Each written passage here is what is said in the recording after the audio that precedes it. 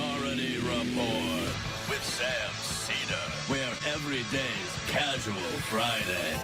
That means Monday is Casual Monday, Tuesday, Casual Tuesday, Wednesday, Casual Hump Day, Thursday, Casual Thurs, that's what we call it, and Friday, Casual Shabbat. The Majority Report with Sam Seder.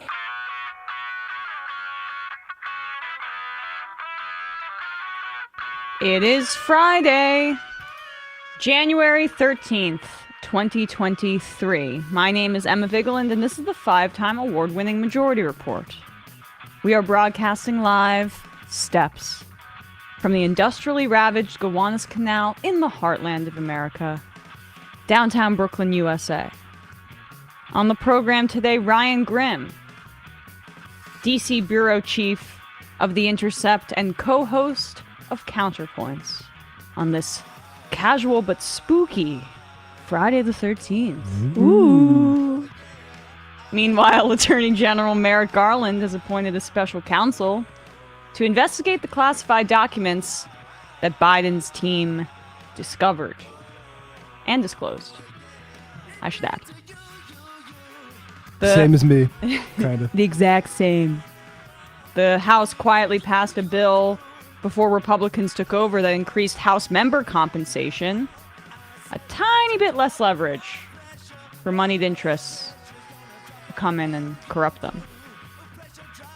The deficit has fallen from $2.7 trillion a year earlier to $1.4 trillion in 2022. But don't tell that to Republicans who are already promising to shut down the government over the debt ceiling in a few months, or in months. The White House is unrolling a program to help Afghan parolees living in the U.S. reunite with their family members, which is good. At least 7 have died due to extreme storms in the South. Alabama, Georgia, Mississippi hit hard. Tens of thousands without power. Keenan Anderson, a father and English teacher and cousin of one of the Black Lives Matter co-founders, has died of cardiac arrest after being tased repeatedly by the LAPD. A new study published in the journal Science confirms that internal Exxon scientists were raising the alarm about global warming since the 1970s, even as the company publicly denied its culpability for decades, and smeared scientists who were saying the same thing. I remember being scolded over using the "What Exxon Knew" hashtag. Honestly, yeah, that was the Exxon report was like, I think at the beginning of it was when the Al Gore documentary came out at the same time, I think. The U.S. is poised to send high-tech tanks to Ukraine in expectation of another Russian offensive. This, plus the sharing of Patriot air defense systems last month, is seen as a bit of a break from previous norms about sharing this kind of weaponry. Dozens of congressional Democrats have sent Biden a letter urging him to expel Jair Bolsonaro from the U.S. after his supporters stormed Brazil's government buildings based on right-wing election lies. Venezuela might be buckling under the pressure of crushing U.S. sanctions. Their government is reportedly back in talks with ConocoPhillips, I could never say it, to sell oil to the U.S. And lastly, South Korea is threatening to build nuclear weapons.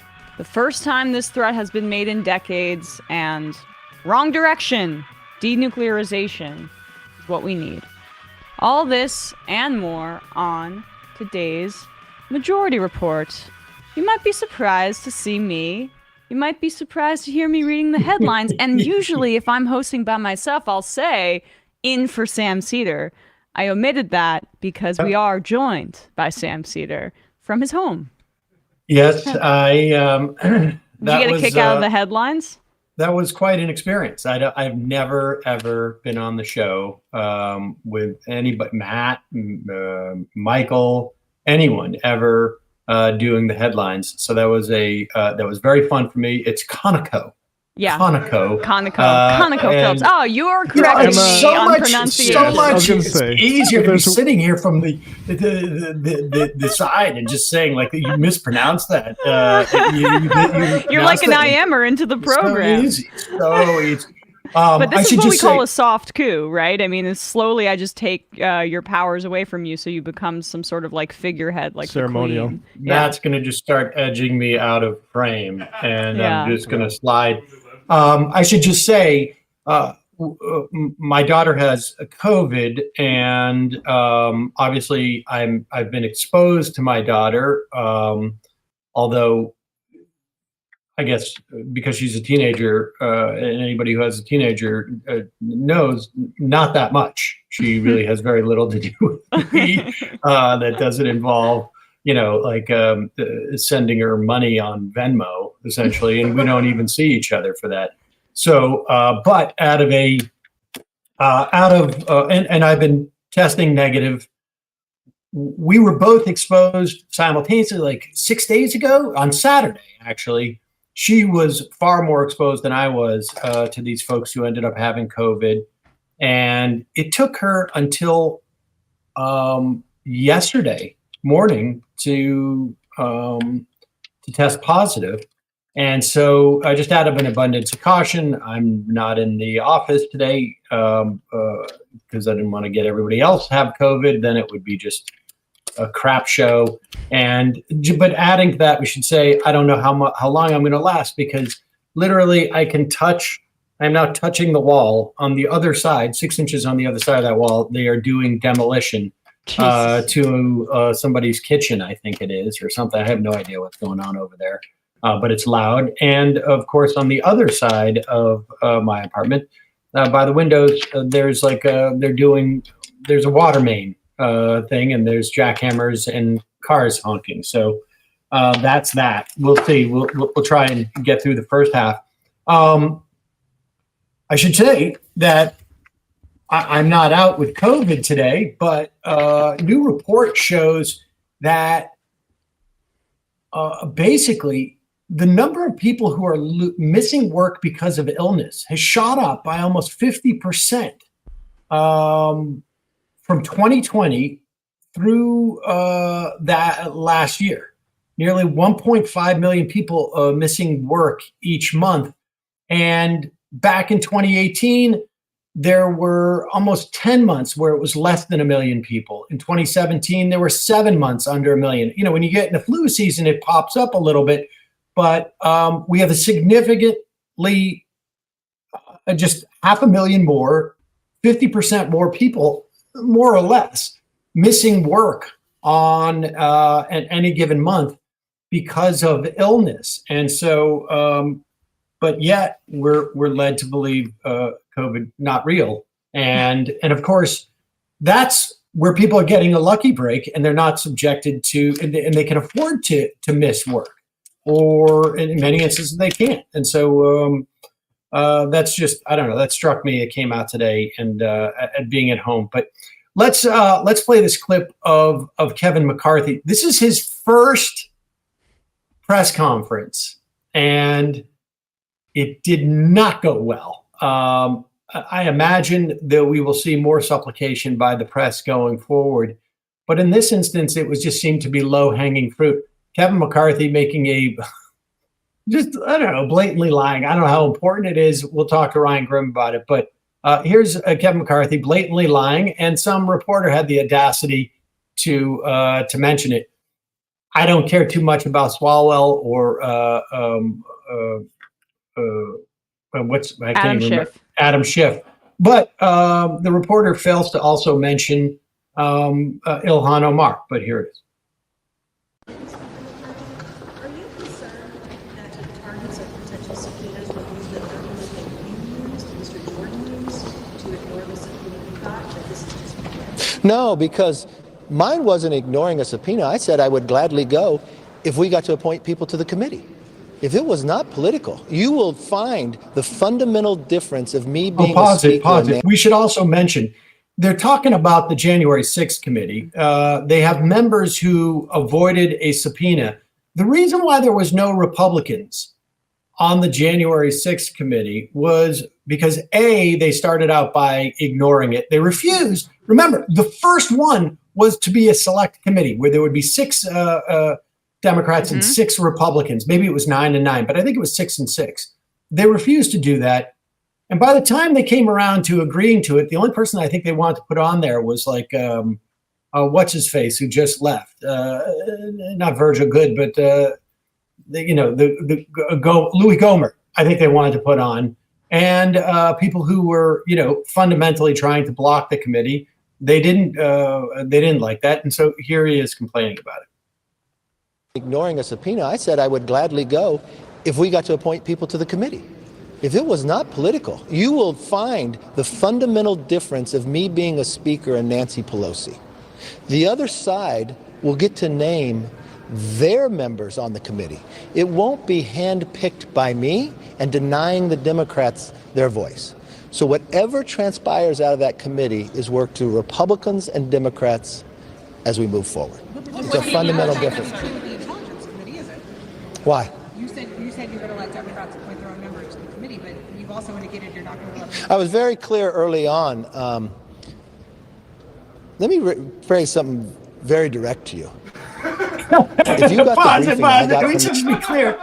You go back because she asked, like, wait a second, you just said that you're not going to deny them seats on the committee, but you've done that with like Swalwell, and you've done that with Schiff, and she didn't mention Ilhan Omar, but those are the 3 that at least that we know of.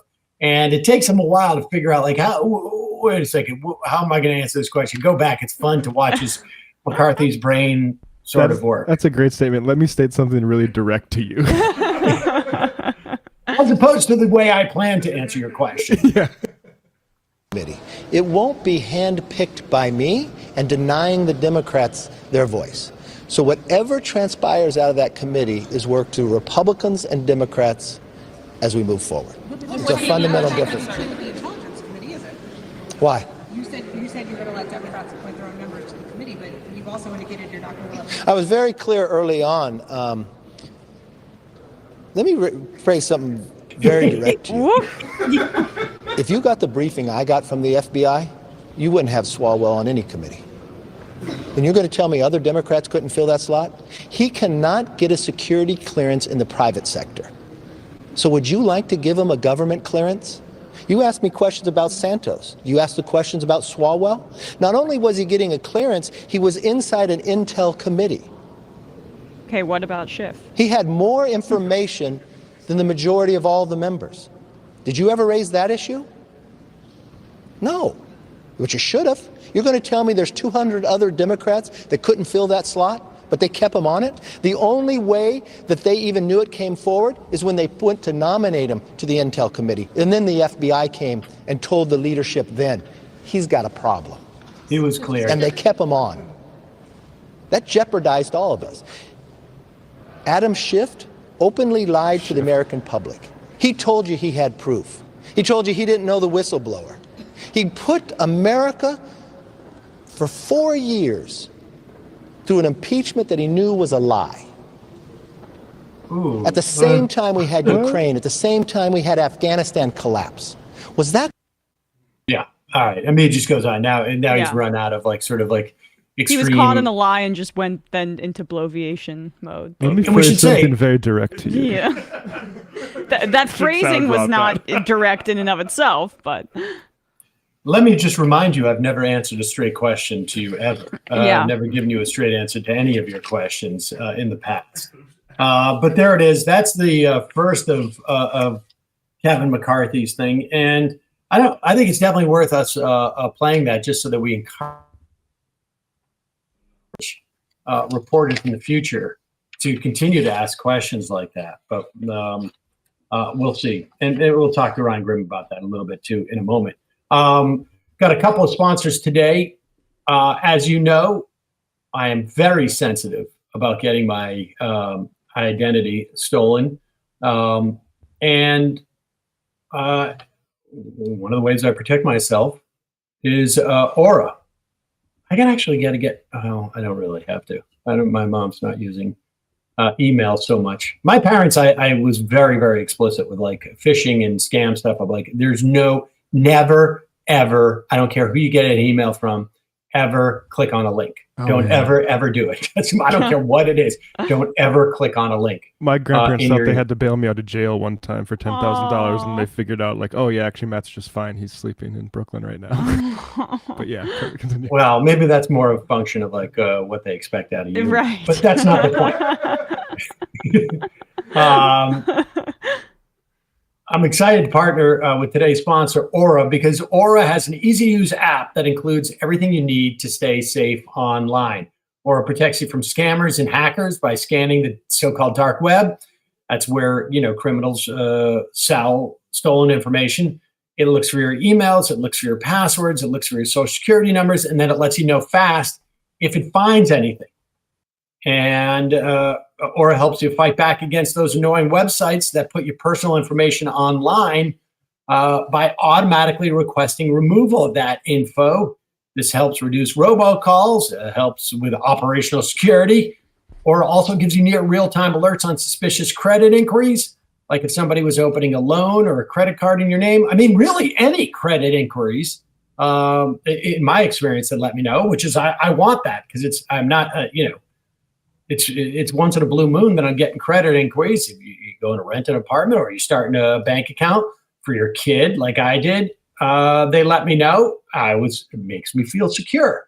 They have a VPN that allows you to stay anonymous online by keeping your browsing history and your personal information safe and encrypted. They protect your devices from viruses, malware, spyware, so bad guys can't break in. I don't know. Sometimes you hear stories of people getting their data held hostage. Or it can even help you manage what your kids can do on their devices. You can restrict specific apps. You can put time limits on their thing. You can set focus times so your kid does their homework, not watching funny videos on what would happen if, if some karate expert didn't know what he was doing and it's about his nunchucks banging him on the head, which is what Saul's favorite videos are. They also have Passwords Manager that lets you store and access your online passwords securely and conveniently. And you might have an app that does one of these things. This does it all. Let Aura do the hard work of keeping you safe online. If you sign up right now, Aura is going to give you 2 weeks free with a free trial with my link. You're going to be shocked at how much your private information Aura might find exposed over those 2 weeks. Go to aura.com/majority. Start your free trial. It will also be linked below in the podcast and YouTube and descriptions as well in the website. Also, one of our sponsors today, Blinkist. It's a service I've been using for years. It is an app that basically takes, I guess they have over 5,000 nonfiction books and puts them into, what we used to call Cliff Notes, where they give you the top takeaways of those in about 15 minutes, sometimes a little bit longer, sometimes a little bit shorter, either in audio or written form, and which they call blinks when it's written, shortcasts when it's audio. They have all sorts of books in there, and they also have a feature which I was looking at the other day, which recommends like collections to you.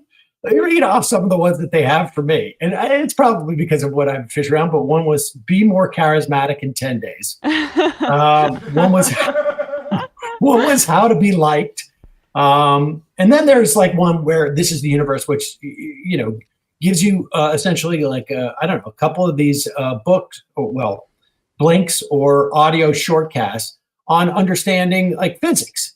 But I don't know how the charismatic thing happened, but it happens. But also you can find books like Shutdown. We interviewed Adam Tooze about that and get the key takeaways. Edward Bernays' Propaganda. I mean, across the board, they have a wide range of nonfiction titles. Also, as somebody who read that book, that Tooze book, it might be good just to refresh myself on the sort of skeleton of it, because it's a big, expansive book. It works both ways, too, because not only is it a good way to refresh your memory about a book that you've read, it also is a way to say, like, oh, you know what? I think I might go read this whole book. It might be worth it. It's a great it's a great product. And right now, Blinkist has a special offer for our audience. Go to Blinkist.com/Majority Report. Start your 7-day free trial. Get 25% off of Blinkist Premium membership. And we should say, through the Blinkist Premium membership, you can get Blinkist Connect, which is essentially 2 for 1. You can share with either a family member or a friend, and it's basically 2 for 1. So check that out. It really is, it's nuts. You can share everything that you blink, as it were. That's Blinkist, spelled Blinkist, Blinkist.com/Majority Report.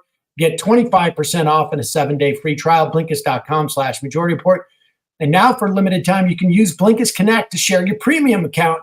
You will get 2 premium subscriptions for the price of 1, like I say. Also, favorite sponsor, SunsetLakeSebede.com. Left is Best gets you 20% off.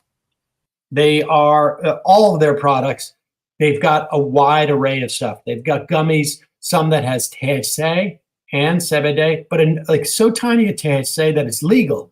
But for folks like I who are a little bit out of practice, you feel it. But also they have CBD with melatonin.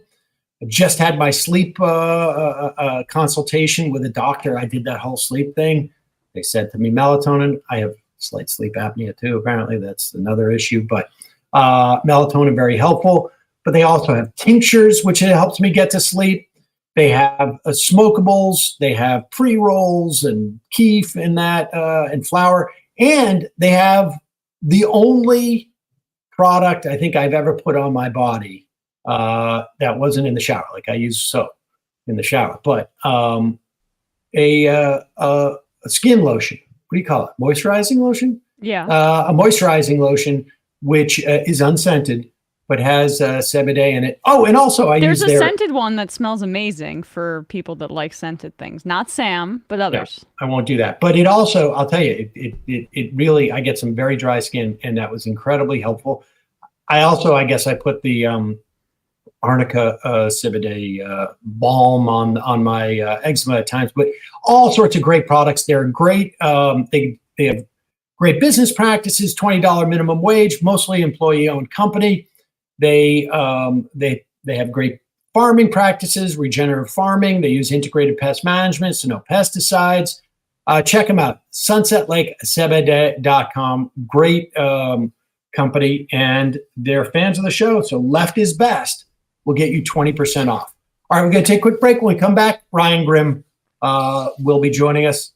He is the Washington Bureau Chief of the Intercept and co-host on Counterpoints. We'll be right back after this.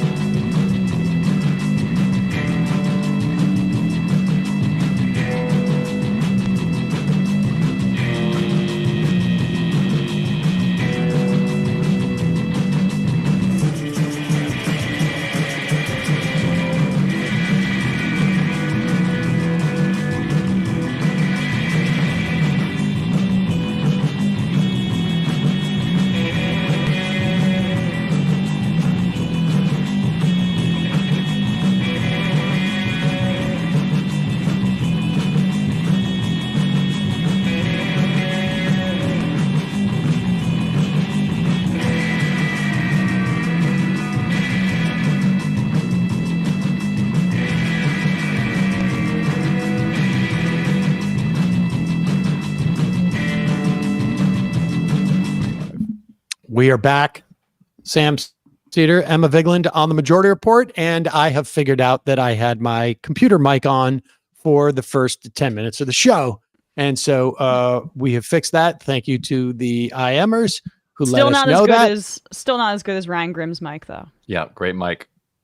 Well, it turns out my Ryan's mic is a little bit better, but I want to welcome him to the show. Nevertheless, Ryan Grimm, he is the bureau chief, the Washington bureau of the Intercept, and also co-host of Counterpoints. That's right, Ryan. It was Counterpoints Friday. Now it's Counterpoints Wednesday. Oh, did you switch it to Wednesday now? Switch it to Wednesday. Yeah. Whoa, there's a lot of stuff going on big news. With that show. Yes. That is huge. And yet you dressed up for this today. I did. What do you think of that? Well, I'm impressed. Planning on leaving the house today. It's called Casual Friday, though, Ryan. That's the issue. No tie. Well, that's in the spirit. So, all right. So, Ryan, let's dig into this. We have a new Congress. We just played a clip earlier of Kevin McCarthy's first press conference where he made the really vociferous point. There's a difference between me and Nancy Pelosi. I'm not keeping any Democrats off the committees. And then he had to answer a question as to why he was keeping certain Democrats off the committees. And he seemed to get a little testy about that. But nevertheless, give us a sense of like what we know his concessions were and what the implications are going to be about that. I know you wrote about one of the most important one, which is the debt ceiling, which really is at the end of the day, probably the most important one. But talk about it broadly and then dig down into that. But here's the question though. Is it actually a concession? In 2011 and 2013, Republicans, back when they were the party of Mitt Romney, waged a relentless campaign around the debt ceiling in order to extract concessions from Democrats. And in fact, that's what gave them the sequester. That's what got them the significant parts of the Bush tax cuts made permanent. And the sequester, if people remember, really slowed down the recovery for years. It was, if you look at the charts, the stimulus was too small. Will you remind people what the sequester was? Because it was and I remember at the time there were people who thought like, oh, this is a great idea because the Republicans will never go along with it because it cuts, defense spending, but it capped all spending.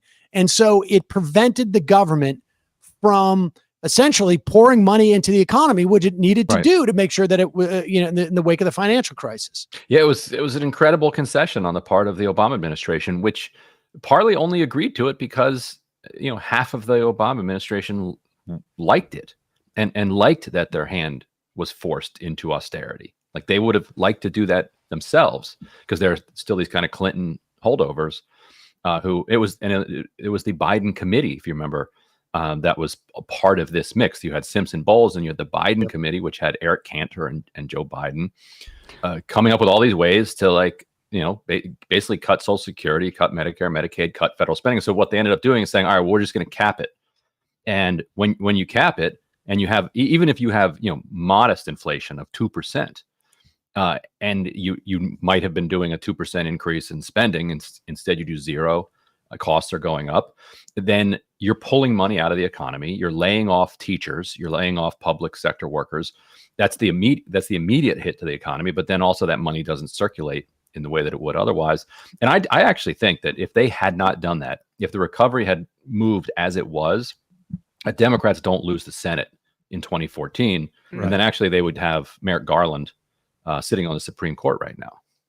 Wow. Yeah. And so, okay. So that's what we saw during the, sort of that era of Republicans when we were told they were, right. sane. Those are the moderates and those are the moderates and those are your father's Republican Party, which of course was all, it was all BS. And you know what? We'll harken back to that when we get to the deficit talk in a minute. But so, okay. So when you say, that's what they did in the past, tell us about the discharge petition, because that was a weird. I mean, what's going on with that? I don't think that McCarthy could never have gotten that out of the rules because the entire thrust of the push against McCarthy was the speaker has too much power in general. From DeLay as the hammer up through then Pelosi consolidating it into the speaker's office. They were trying to roll it back. They're trying to pull some of the power down to the rank and file.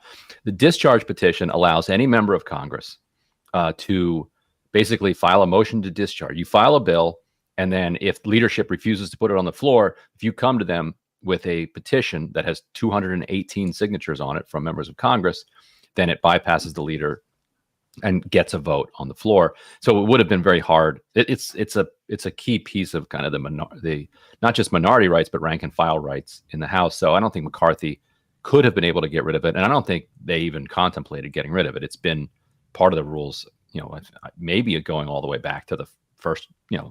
It goes way, way, way back. It's very difficult to do, though. Democrats have to move fast because of the arcane rules around it. They basically need to introduce a bill right as soon as the committees are fully in place, so that because it has to wait 7 days after you introduce it before it can get referred to a committee. Then you have to wait some 30 legislative days, and the legislative days can take a long time. Then after you've got the signatures, then it takes another 7 legislative days, and then it must go to the floor, but it only goes to the floor on the second and fourth Monday of the month. And a lot of Mondays they're not actually in. And so what McCarthy could try to do is keep them in.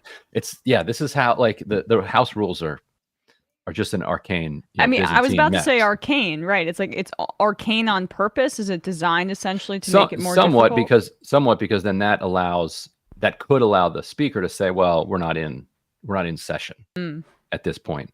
But what it would do is it would say, look, all the speaker would have to do is be in session. And Congress is scheduled to be in session several Mondays in May, I think a couple Mondays in June, one Monday in July, something like that.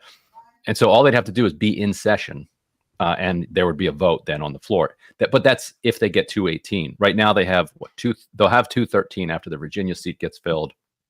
If Santos, gets booted, and Democrats win that could be 214. Then they would need 4 more votes, 4 more signatures.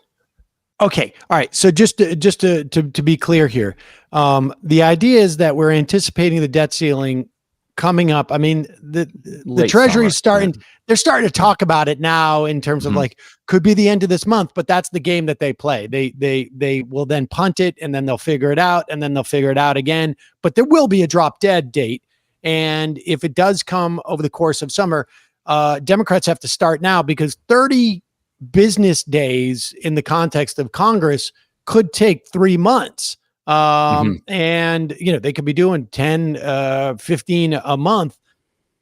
The Monday thing, where did, was there, what was, I think that's just always been in there. That's so weird. Yeah. But, okay. And Democrats, I imagine are intending to do so, because then they have 4 or 5 months in which to find those other votes that they need to actually pass an increase in the debt limit. And by just scheduling a Monday, McCarthy can sort of pretend he wasn't involved in raising the debt ceiling, and sort of in many respects disarming some of these people. Yes, although you would definitely have the Freedom Caucus types demanding that he not come in session. But then you have and then it becomes about optics. Then you've got a majority of the House of Representatives on record by that point, assuming in this scenario that they want to raise the debt ceiling in a clean way and avoid a crisis. And you'd have McCarthy bowing to the Freedom Caucus, just refusing to bring the House into session, and then basically forcing a default like that. Democrats need to start thinking about the best ways that they can shame Republicans around this. And if you shape it that way, all McCarthy has to do is bring the House into session on the days that he said he would bring it into session, and we don't have a global crisis. That's your one job. That great picture in the video with him and the gavel, boom, that's all you got to do. That's it. And then, and then your work is done. And you could frame this as they're too lazy to come in on a Monday because they want a long weekend and save the world economy. That Right. I mean, that seems to be sort of like an easy.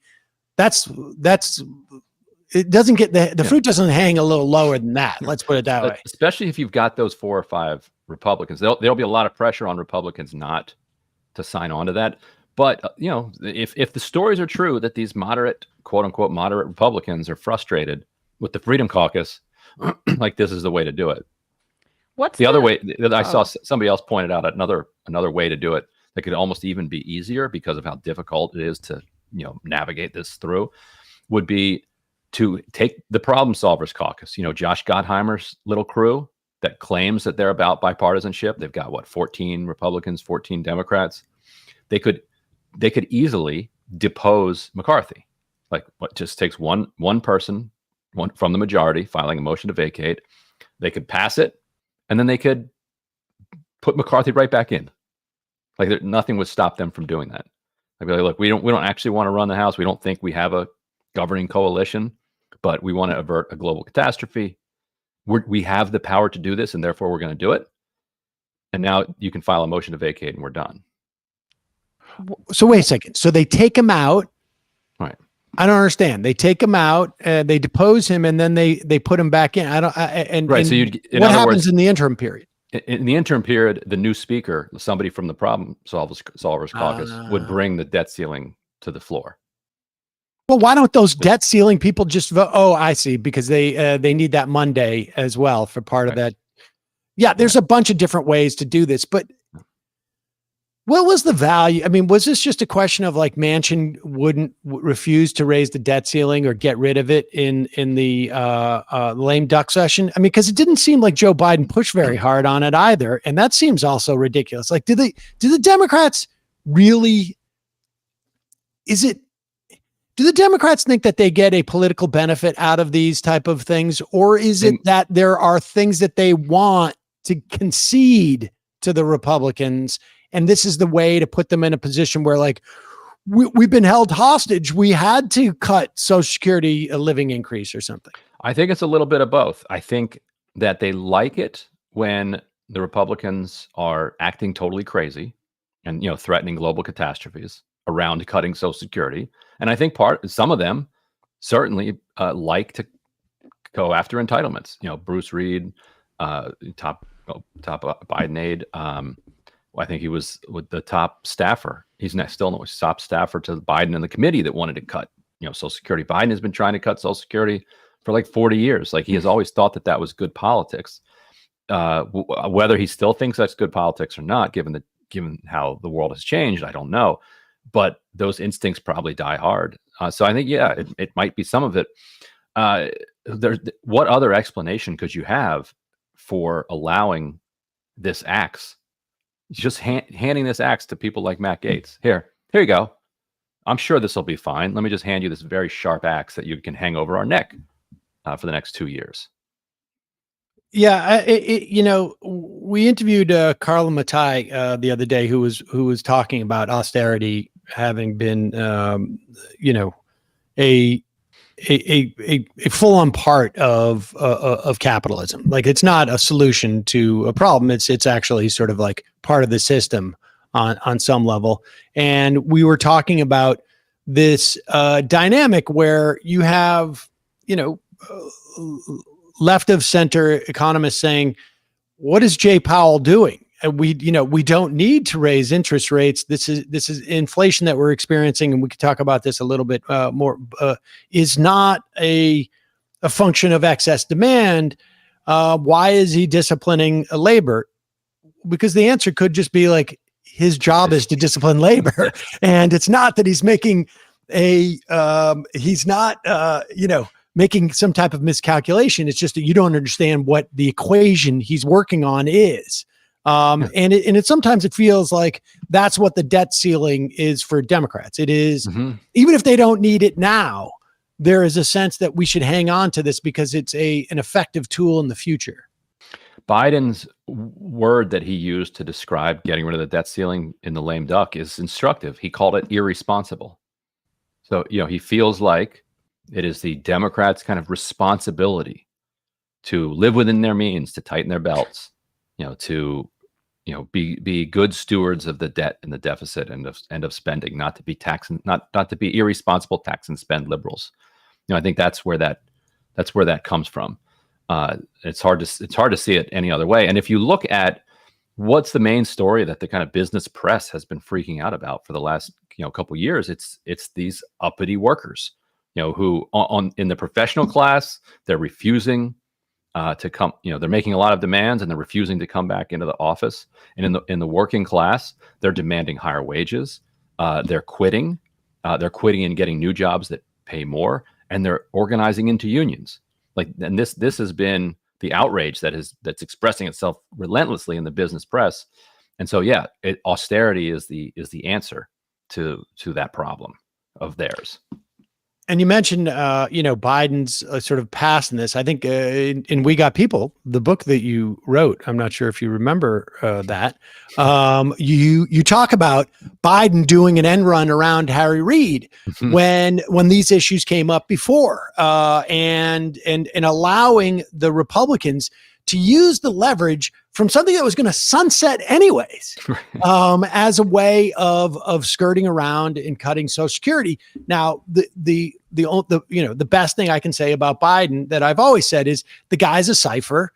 And if there's a sense that this is there is political value, or his sense that the politics around this have changed, then it becomes less of an issue. Right. And I would also add, it's also fascinating. I think it's instructive for people. Like, on one hand, you have this push in the administration to disempower workers.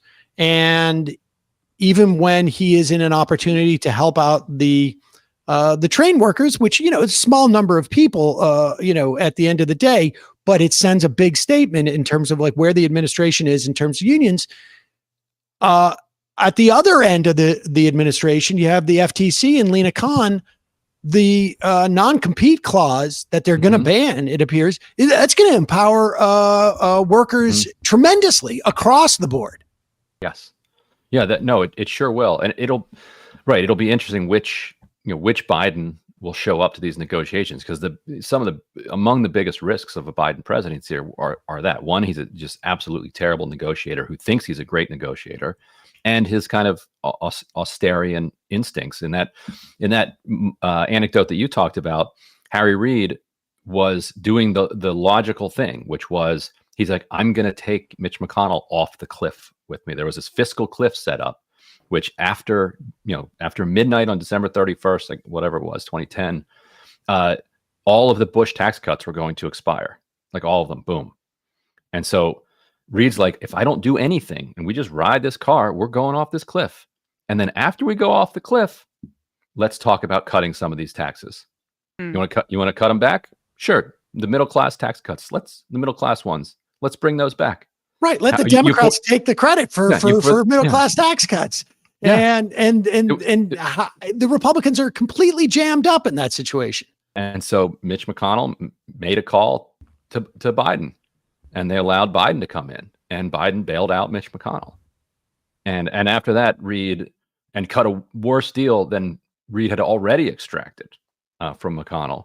And after that, Reid told the White House, you cannot send this man down to the Senate ever again, like to talk to Republicans. Like, if he wants to come and like glad hand, fine, but he can never be involved in these again. And he didn't approve it that time either. It's McConnell just very wisely called his old friend Joe. They'd known each other since the 80s, and he just called him up and said, you would not believe how mean Harry Reid is being to me. And Joe's like, let's talk. Let's come to a deal. And brutal.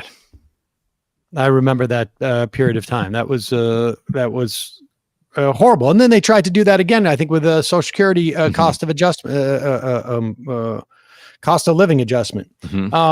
So the discharge petition, that's something to see if the Democrats do literally the day after the committee forms, that they start that process. Yeah, they could start drafting the bill now. Does anybody have a plan to do that? Be a short bill. I have talked to Democrats who said they're open to using discharge petition for all manner of different things, but I haven't heard of anybody who's planning to do that. It would have to be, it wouldn't have to be a leadership driven plan. Yeah. Anybody could introduce the bill and then do the motion to discharge. AOC did one around the stock trading. Yeah. Yeah. Would Hakeem Jeffries be more open to it than Pelosi was to that? I mean, Pelosi wasn't as open to it because she's literally benefits from the ability to trade. But with this, it's like, is there any indication that he sees that as like a better option? Well, you're right. They should just do the stock one again because, like you said, Pelosi undermined it at the end. So they might as well just redo that and force McCarthy to live up to his word. But I don't know. These, like you said, these Democratic leaders, like, how hard do they want to fight this? Like, to me, they should do it now so they preserve the option, because you can't come back in May and June and be like, oh, we should have done that, because then it's too late. You don't have the 30 legislative days, etc., to make it work. But do Democrats actually want to go to the wall on this? Like, it's not obvious that they do. But on the other hand, like, what do they expect they're going to, like? I mean, take the Republicans at their word. They're gonna do this, so you might as well put a preventative measure in place to ensure. I mean, I don't know why you would not be proactive about this. And even if you wanted to pull the plug on the effort later, I mean, you want yourself to have the option, right? You do it now because it's a long process. And if you don't start it now, you don't have the option. Let me ask you this, and maybe it's too early to tell, but the best thing I can say about Nancy Pelosi is that when we were entering into an era where you needed a minority leader in the House that, knew the rules, had a iron grip on the caucus to prevent, defections for like people, like the problem solvers, like the concern. And, I think the caucus has gotten less conservative. I think that's also the case with the Senate over the past, 20 years. And so you always have these people who are like, well, I'm willing to make a deal with the Republicans. Nancy Pelosi was good at, like, in my estimation, having control over her caucus. She had been in there for 10, 15 years by the time that, Trump was elected. And that was important. This is a different situation where you don't need that strong and that authoritarian, really, frankly, for lack of a better word, iron grip on the caucus, because the White House is also a veto point, and the Senate is a veto point for the worst that the Republicans can offer. Is there a different feel amongst the Democratic caucus where, maybe the Progressive Caucus has grown and it's gotten, in some parts of it have gotten stronger than it was even last year, but never mind 5 years ago. I mean, is there a sense that there are people who are freelancing a little bit more or planning to do stuff regardless of what Hakeem Jeffries says? I mean, he's only in there for, been in there for a short period of time. He doesn't have that much leadership experience. He sort of moved up when Crowley took early retirement and took the buyout without getting the benefits. And what's your sense of that? Is there a sense of like, okay, now she's gone and we got a little bit more room to maneuver? I don't think it's clear yet. And, we should know in the next, month or so if any of these, either freshmen or any of the current, like, progressives start doing anything creative. We'll see. The problem for Democrats in the minority, progressive Democrats in the minority, is that they're going to end up just opposing almost everything that House Republicans do, but so will Hakeem Jeffries. Right. And so it becomes hard to distinguish yourself. Like, well, I'm against that. You're against that. I'm against that. It's like Democrats in the Bush era, like everybody's against Bush. And so it flattens the distinctions among individual Democrats. We'll see if any of them will do anything interesting. Like we had Rocano on Counterpoints on Wednesday, and I asked him if he would join the church committee. And the so-called, we not call it the church committee. Sorry. It's a weaponized federal government committee. And it's like, this is, talk about stolen valor. I mean, give me a break. We need to Frank Luntz this. We need our own reframing. And I, Ilhan Omar was, talking about like, this is a good opportunity. I think it is a good opportunity, but to call it the church committee, Right. let's be honest. These guys are not interested in finding, sort of like abuses of power amongst the national security state on your average person or on dissenters. American foreign policy, or No, they're looking at like who contacted Twitter. Right. So if you get somebody like Ro Khanna or Ilhan Omar on the committee who actually wants to expand, say, hey, what's on page 2 of that finding that you've got there? That could be fun. But then and Khanna's answer was basically like, I'd have to have a ton of assurances that it's not going to be a partisan operation. Well, which of course it's going to be very difficult to get those assurances since that they won't really be true. So a lot of Democrats are going to have a hard time getting to the place where they would even participate in it because they don't want to legitimize it.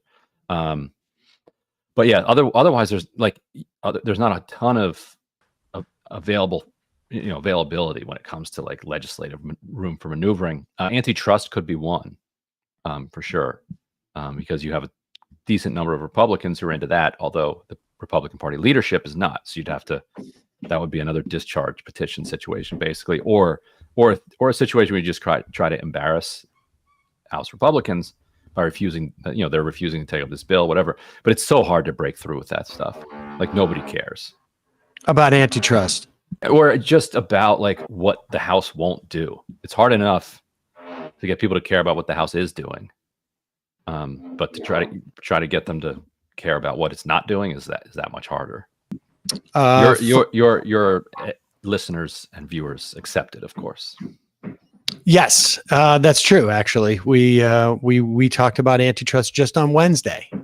We had someone from the the American Liberties, what is it? The American Economic Liberties Project or something? Yes. Yeah. They used to be open market people. Yeah, that was so much easier. I don't know what happened. So much easier.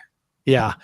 Folks, I got to apologize again. The construction that is completely surrounding me, I know is sure that's what it is. All right. Well, let's just talk. We mentioned the deficit and inflation a little bit in the course of things. Inflation has cooled significantly. We still, if you go from 2021 to 2022, it ramped up by 7%. I don't know that we ever had deflation because of COVID, but those price hikes are real to a certain extent. But, eggs cost like, it's not, in New York City, you can find eggs for $9 a dozen. Mm-hmm. But just even across the country, they have expanded. They've gotten more expensive. But that's because we killed billions of chickens, billions of chickens because of the avian flu.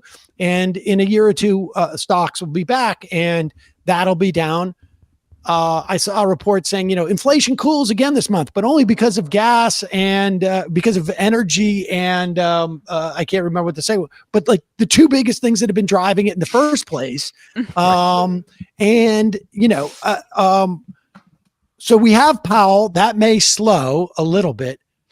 But then the Democrats come out and like are trumpeting like the deficit's cut in half, which is just, it's bizarre. It's almost like Eric Adams, like talking about crime in New York City, because no one cared about the deficit for the past year. 6 years really, during Trump and through COVID. And what's the value of bringing it up in that instance? It's just they've internalized the Republican criticisms of them over the decades, and they just can't get over themselves. Like they're just not as savvy as Republicans when it comes to their own self-confidence. Like Democrats can criticize Republicans constantly about whatever it is. It doesn't seem to bother them. Call them warmongers, call them whatever. Like they don't run around saying, see, we didn't bomb this country. How do you like that? See, we're not warmongers. They just do their thing. But yeah, Democrats have just absorbed this criticism that they are the ones that are running up the deficit. And, they went, and so they're so excited that the deficit is coming down, which, like you said, nobody cares about. People care about what things cost, what they're making, how easy or hard it is to get a job. Like, that's what people care about. If the deficit is high and it's hard for them to get a job, and wages are down and inflation is up, and people are talking about the deficit all the time, then people are going to tell pollsters that they care about the deficit because they'll think of it as a proxy for all their other economic problems. Right. But if there aren't those other economic problems and the press isn't talking about deficit, nobody's going to say boo about it. And right, so you're right. It's like it's just them. They just can't get over themselves. Like, just forget about the deficit. Nobody cares. Like, what people care about is, like, the inflation number is good. Like, CPI was down 0.1% over the month. It looks like we peaked in June and have been steadily coming down since then. And we're still adding more jobs and adding jobs than at like any time on a consistent month-to-month basis than I can remember. And I've been doing this for 18 years. And like, the idea that we're adding 230,000 jobs a month, and we're now, I think, technically at the lowest unemployment rate in 50 years. And we're watching all these labor actions. The nurses won their strike in New York City after 3 days.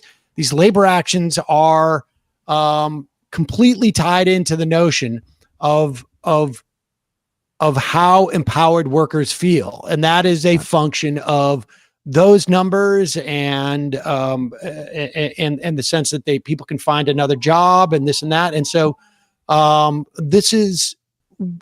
we're in good shape, and it's almost like the administration can't help but say, like, but there's this looming problem out there that we want you to know that we've been able to sort of bail, but the ship is sinking. I mean, it's just ridiculous. It just doesn't make any sense.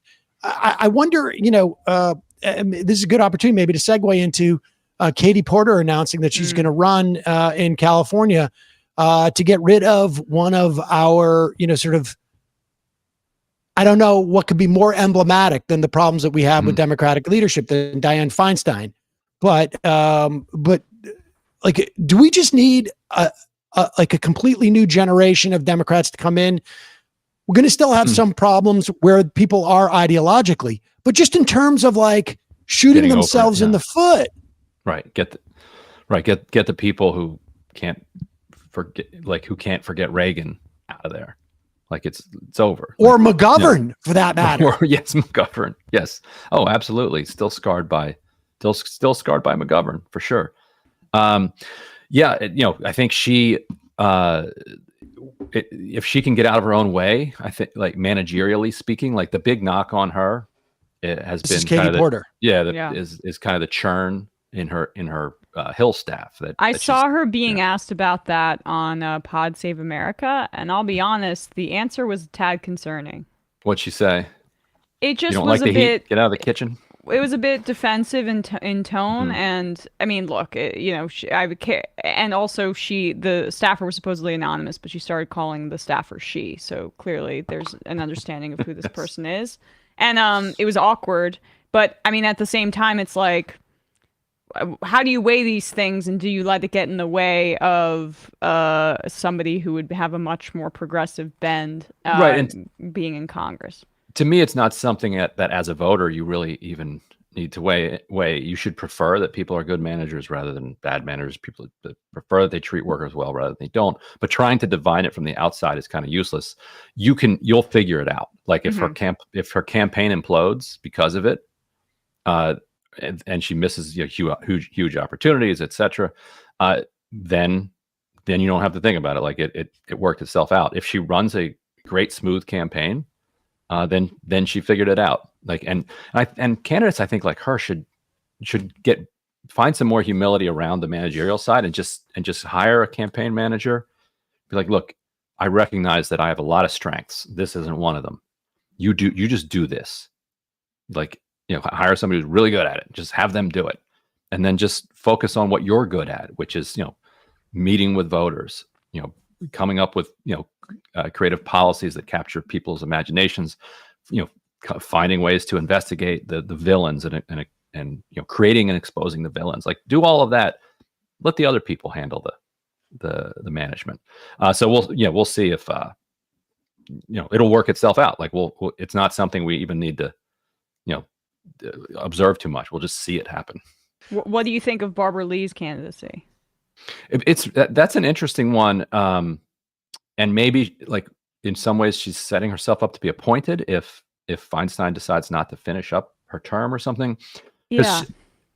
Barbara Lee's done a great job of, she's part of the Democratic Party establishment. Like she's very close to Nancy Pelosi.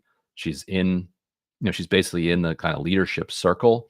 She's been a loyal Democrat, but she represents, the Bay Area, Oakland, and, has taken some courageous votes, and she's been prescient about a few things, and she's done a good job of kind of leaning into that, and has kind of created a perception among kind of a national audience that she's practically a squad member, despite having, basically being in the Democratic Party leadership circles. So she's really an interesting case, and I think the fact that she was like literally active with the Black Panthers as a young radical, probably plays into that.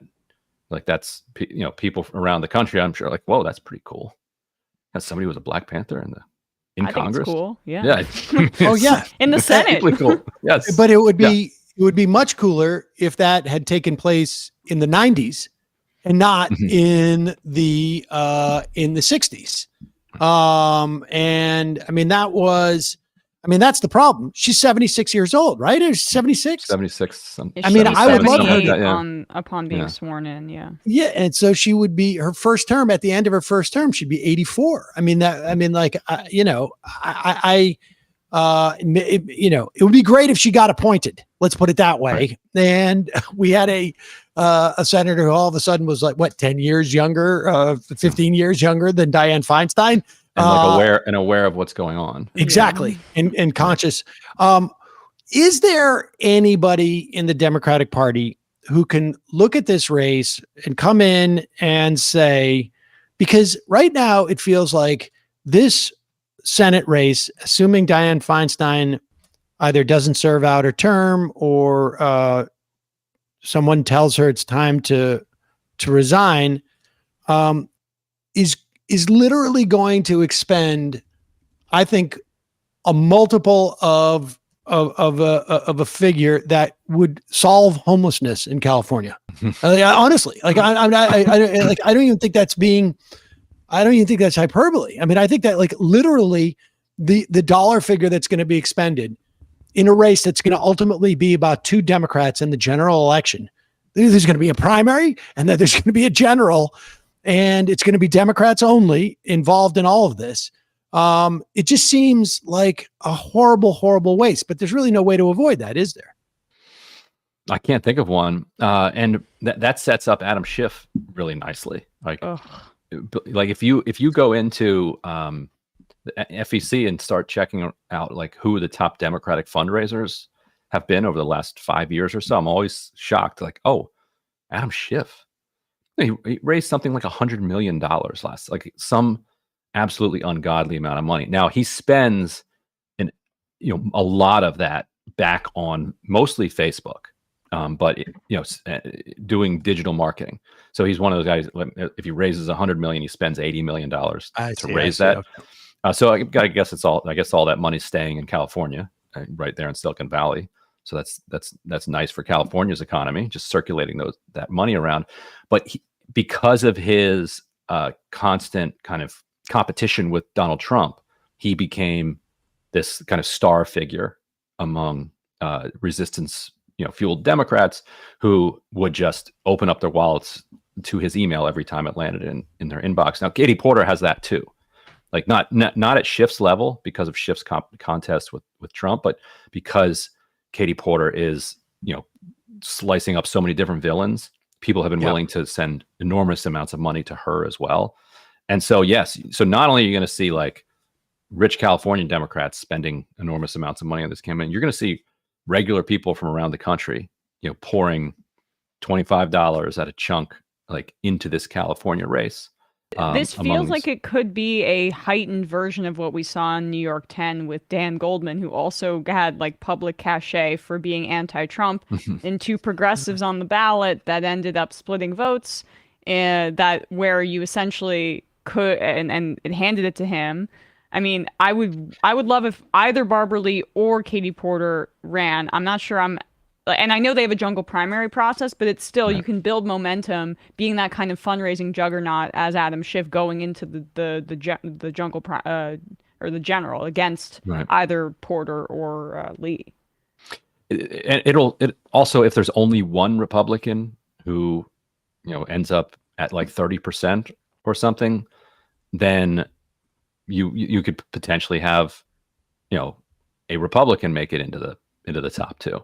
If like, Schiff at 32, Republican at 30, Porter at 25, Lee at 20, Feinstein at 5 or whatever, maybe Feinstein at 30, it's hard to know how that's going to shake out. But the good news for Democrats is that it is the top two.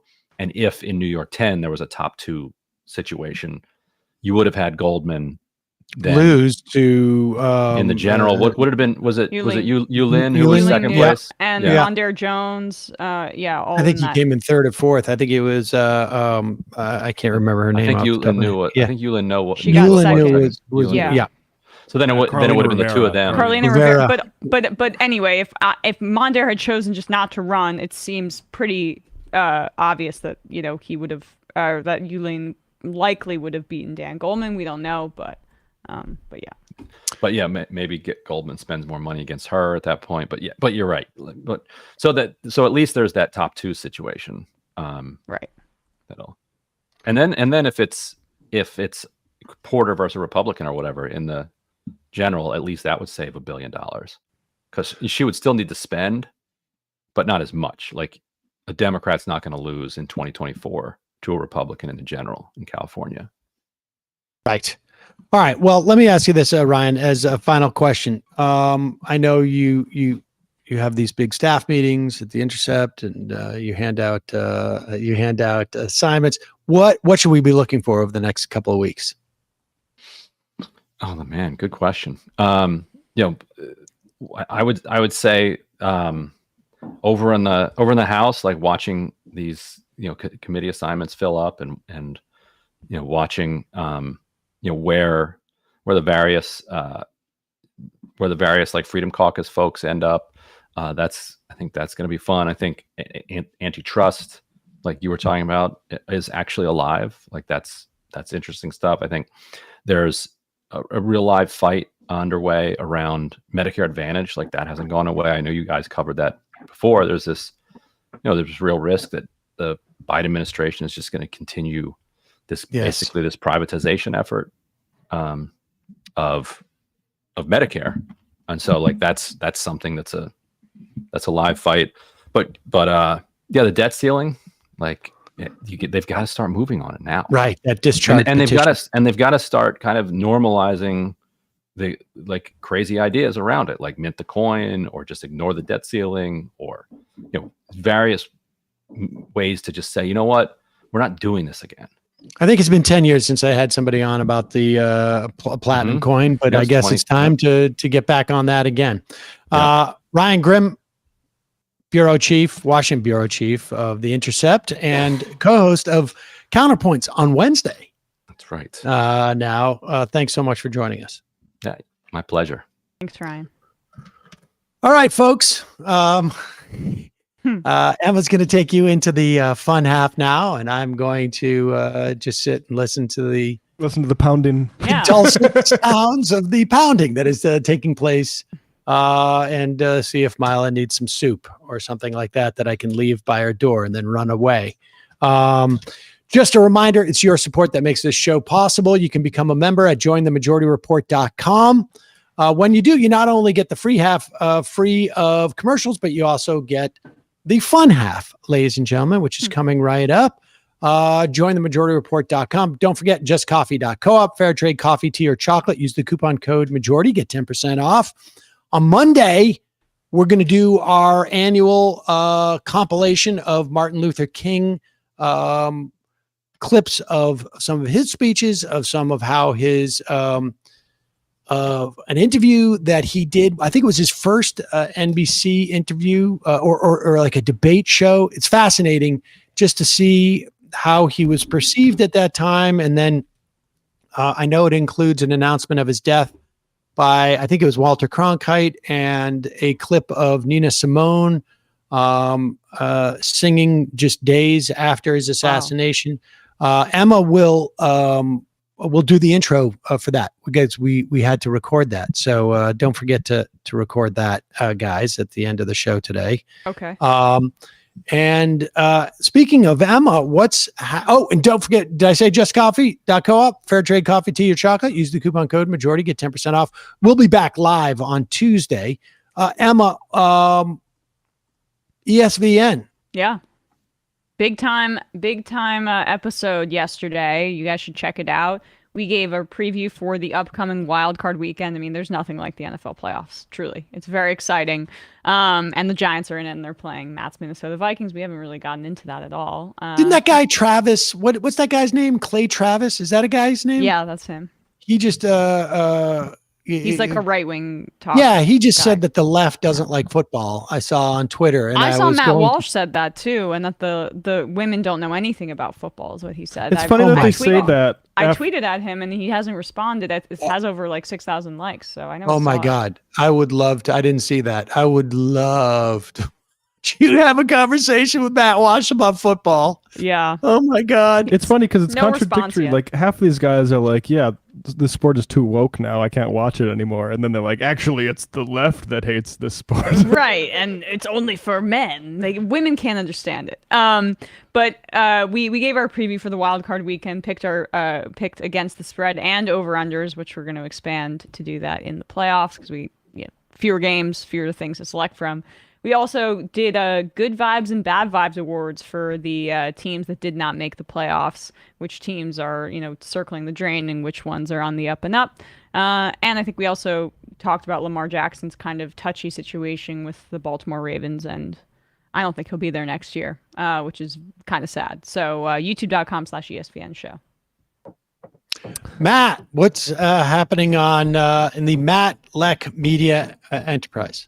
Yes, January 2nd. This is Revolution Left Reckoning. Give them argument live in Manhattan, New York City at the Cutting Room. Get your tickets, folks, at Eventbrite. And Sam Seder, Emma Vigland also going to be there. Bhaskar Sankara. It's going to be a real brain trust. So get your tickets now, folks. Oh, I should also add, I think I am doing get your argument on. I think I'm give them argument on give them argument on Monday. On Monday, it turns out. I thought it was Tuesday because he originally told me Tuesday, and now it's Monday. So I think it's going to be Monday night. So tune in. I think 8 p.m. is usually when he does it, right? That sounds right. Yep. I mean, 8 p.m. Tuesday didn't sound right because that's when we do it. So. Yeah, I mean, he told me the 17th, and then it turns out that it's the 16th. So that's on him. But I'll be there on Monday night. He did, and I don't. You never do that. Well, not only do I not do it, I don't have no tolerance for it. So, all right, 646-257-3920. Emma will be taking your phone calls in the fun half of the program. We didn't book anybody because I thought, you were back and we would give us an opportunity to goof around. But I know. And I should say, people probably can't hear the pounding that's going on here in the way that we can hear it because we're filtering it as it goes out through the board to the audience. But it is, I cannot tell you how distracting it is and how loud it is on this end. I mean, our filter's doing a good job, but yeah, I'm sorry. It's like with this, and we were just saying how it's like they're building a building near our office as well. So this is going to be the construction. We're going to be testing this new noise reduction, these new noise reduction algorithms. This will be known as the construction era of the program. All right, 646-257-3920 is the number. Also, you can IM the show through our now new app on both Android and iOS platforms. It's an amazing app. You should check it out, and it's totally free. If you're a member, you can IM the show. And if you're a member, you can search our deep archives. 12 years. We just hit 13. We had 3,000 shows the other day and didn't even notice it. Wow. We don't like the marketing department of this enterprise. They are really 3,000. They don't exist. Yeah. Like that's probably the biggest milestone. Like we're going to hit 4,000, maybe 6,000. I think it's going to be tricky, but I mean, it's possible, but you just skipped right over 5,000. Yeah, I know, but there's a symmetry. That's a big milestone. I mean, that's the one I think we pay attention to. 3,000 is a big one. Okay. Is there another show out there, do you think, that is 3,000 episodes? Well, I mean, who does daily stuff? Yeah. But they might not number it the way we do, but they've probably done the volume. Would have. All right.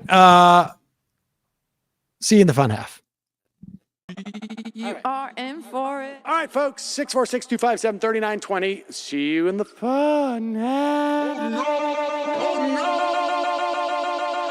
Are you ready?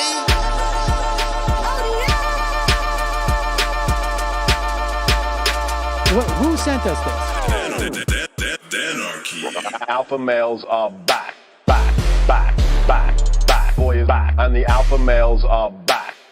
Just as delicious as you could imagine. The alpha males are back. Boy is back. And the alpha males are back. Just want to degrade the white man. Alpha males are back. I take all of it to my throat. Alpha males are back. Snowflake says what? The alpha males are back. You are a madman. And the alpha males are back. Oh no, Sam Seder! What a fucking nightmare! Bring back DJ. Yeah, or a couple of them. Just put them in rotation. DJ Danner. Well, the problem with those is they're like 45 seconds long, so I don't know if they're enough of a break.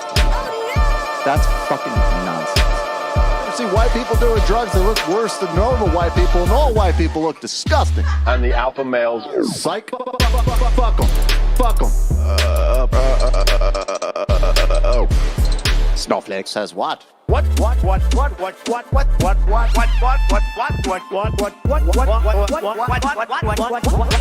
Snowflake says what? A hell of a lot of bank. A hell of a lot of bank. A hell of a lot of bank. Okay, I'm making stupid money. Hell of a lot of bank. A hell of a lot of bank. All lives matter. Have you tried doing an impression on a college campus? I think that there's no reason why reasonable people across the divide can't all agree with this. Psych. And the alpha males are back. And the Africans are black African. And the alpha males are black. And the Africans are back. When you see Donald Trump out there, doesn't a little part of you think that America deserves to be taken over by jihadists? Keeping it 100. Can't knock the hustle. Come on, fuck them. Things I do for the bigger game plan. By the way, it's my birthday. Happy birthday to me, Jew boy. I have a thought experiment for you. And the alpha males are back. Africans are black. Alpha males are black. Africans are back. Come on. Come on. Someone needs to pay the price for blasphemy around here. I am a total pussy.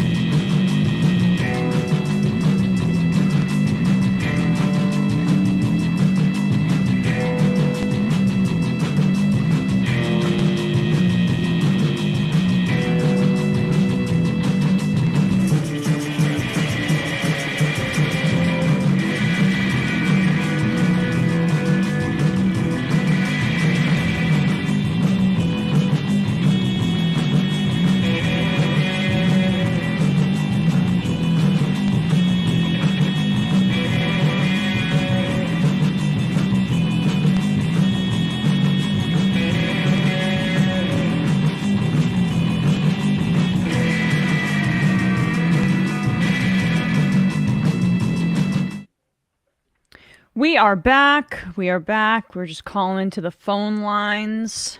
So we will be taking your calls if you so choose to call in. If you dare. If you dare. I totally forgot we had Monday off. Wow. I just don't work anymore, I guess. Yeah, I honestly didn't know either. Yeah.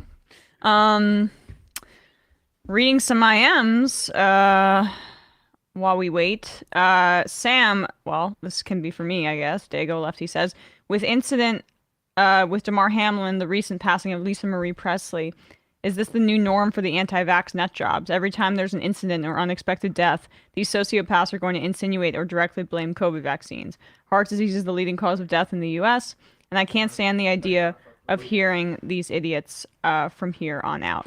Yeah, that is self-preservation by the anti-vaxxers because they have made a horrible mistake that has got their audience killed with heart attack stuff. I'm just switching over to the fun half now. Just give me a second. And sure. Now we're fully over. Okay, so this is this graph here. This is from CDC data. Bradley, if you can just maximize this here. And if you look at this closely, sudden cardiac deaths from the U.S. age 15 to 39, trailing 12-month data. If you look, the spike does not come. Yeah, look at the x-axis. It doesn't come after the vaccines are introduced, but after coronavirus itself enters the population. You see a rise. If you can just trace that for us, Bradley, a rise from about May 20... March 2020, or May 20, 20... To May, and then it rises basically until the vaccines come and sort of levels off. So what the situation we have here is the novel coronavirus has led to, from what I can tell, these sudden cardiac deaths because we know that it has these effects. And they have been downplaying this, calling it things like the flu, like Jimmy Dore called it the flu. And all these people that said the vaccine is dangerous, actually, the contrary to, and the virus is the thing that's dangerous. I mean, Eric Osgood says, COVID virus likely killing people by damaging the heart, leading to subsequent sudden cardiac death, more than being acknowledged. Vaccine is not causally linked, pretty much excluded causally to sudden cardiac deaths. So this is about a whole bunch of people who they need to go on the offense because the best defense is a good offense. But these folks are all guilty of medical misinformation that likely got people killed by especially if you're going to care about these sudden cardiac events, like that's honestly, it's like, well, what you need some way to explain it, and the way that reality would explain it, and this graph, and basically anybody that understands the science here, besides a few dozen quacks, understand that the virus is what's going to cause that, but they've discounted that this entire time, and they've built media careers, and they've taken out mortgages based on media brands. And someone like Jimmy Dore, for example, has tried to build a brand on being pro-worker and how the Democrats are elitist, and yet at the same time he was advocating for against the union's will, teachers in Chicago and other areas of the country to return to work despite their concerns about the virus. He was calling it just a flu. Well, to I guess sell your branding as a pro-worker influencer or online personality in exchange for short-term COVID denial views. I mean, that really is a devil's bargain, and so you have to double down. And I just want to say, like, we don't have full data on this, but it's not just cardiac events. I mean, or cardiac arrests. Strokes also, there's an indication that COVID-19 in and of itself might have caused an increase in strokes in young people as well. Yeah. So these are some of the things that are being downplayed. And like Candace Owens, she was, when Bob Saget died, immediately speculating on that front. Has she issued a correction? No, of course not. She's subsequently said that she is pure-blooded and didn't get the vaccine, would suggest nobody else did. And I mean, that is letting people, if you're worried about cardiac events, that's saying, hey, the thing that's causing these actual rise in cardiac events among younger people, give it to me straight. Don't give me anything that might mitigate that, because look, it's true that there is incidence of myocarditis after the vaccine. It's worse, more deadly after COVID itself, and it's also true that like myocarditis is fairly common among any sort of viral infection, like flu and cold, for instance. Yeah. But like the way that they talk about myocarditis is like Jimmy and I got into it. I don't want to get into it. People can go on Twitter if they want to go back. And he's like, it causes myocarditis. Bro, you cannot ignore the myocarditis caused by this actual vaccine, which is actually leading to this rise.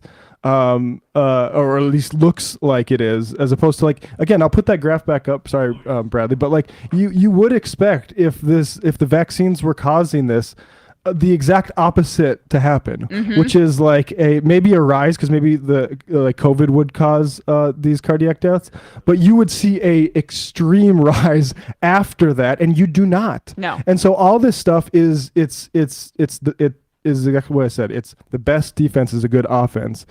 These are people who lied in an extremely irresponsible fashion, and I mean, they're effed now. And it's wild to see all these folks like Joe Rogan and Brett Weinstein and Jimmy Dore claim victory when actually they probably got members of their audience killed, even their ages 15 to 39 folks. I mean, and in that, I guess that initial tweet that he had, he mentioned ivermectin as like some life-saving medication. Yeah. Right.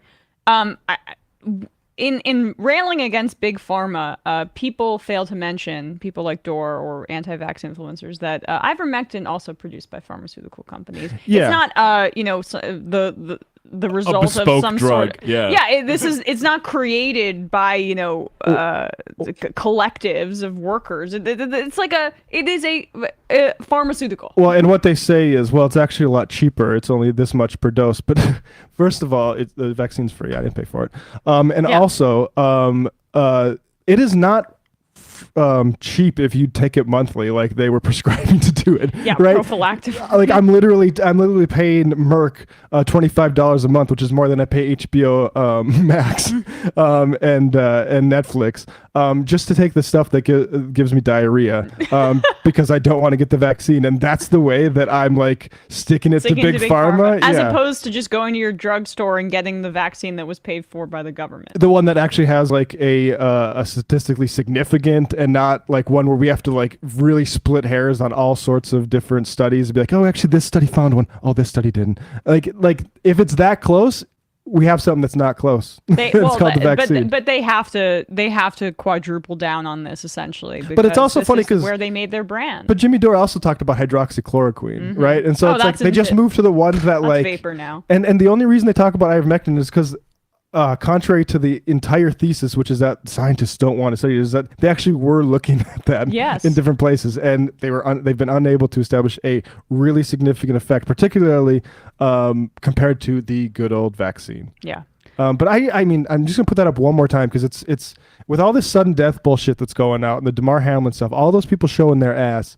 Sudden cardiac deaths rose after coronavirus itself hit in 2020 and leveled off after the vaccine went out. So look, I understand there's a lot of COVID anxiety out. People might be a little bit scared. But if you are only listening to anti-vaxxers, you are missing the real thing to be concerned about here. Yeah. Rowboat, breaking ESPN news. Mike Williams ruled out for 2 to 3 weeks with a fracture in his back. Yeah, Brandon Staley should be fired for a lot of reasons, and that's just another one. And I know that they made the playoffs, but the point is that they have an opportunity to get Sean Payton and not squander a top 5 quarterback at their position, Justin Herbert. That's what I would do, but they're a cheap organization. Tater Tot, Candace Owens recently said she wouldn't be above killing people that tried to vaccinate her child. I know we didn't get to that, but do you have this other clip I sent? Okay.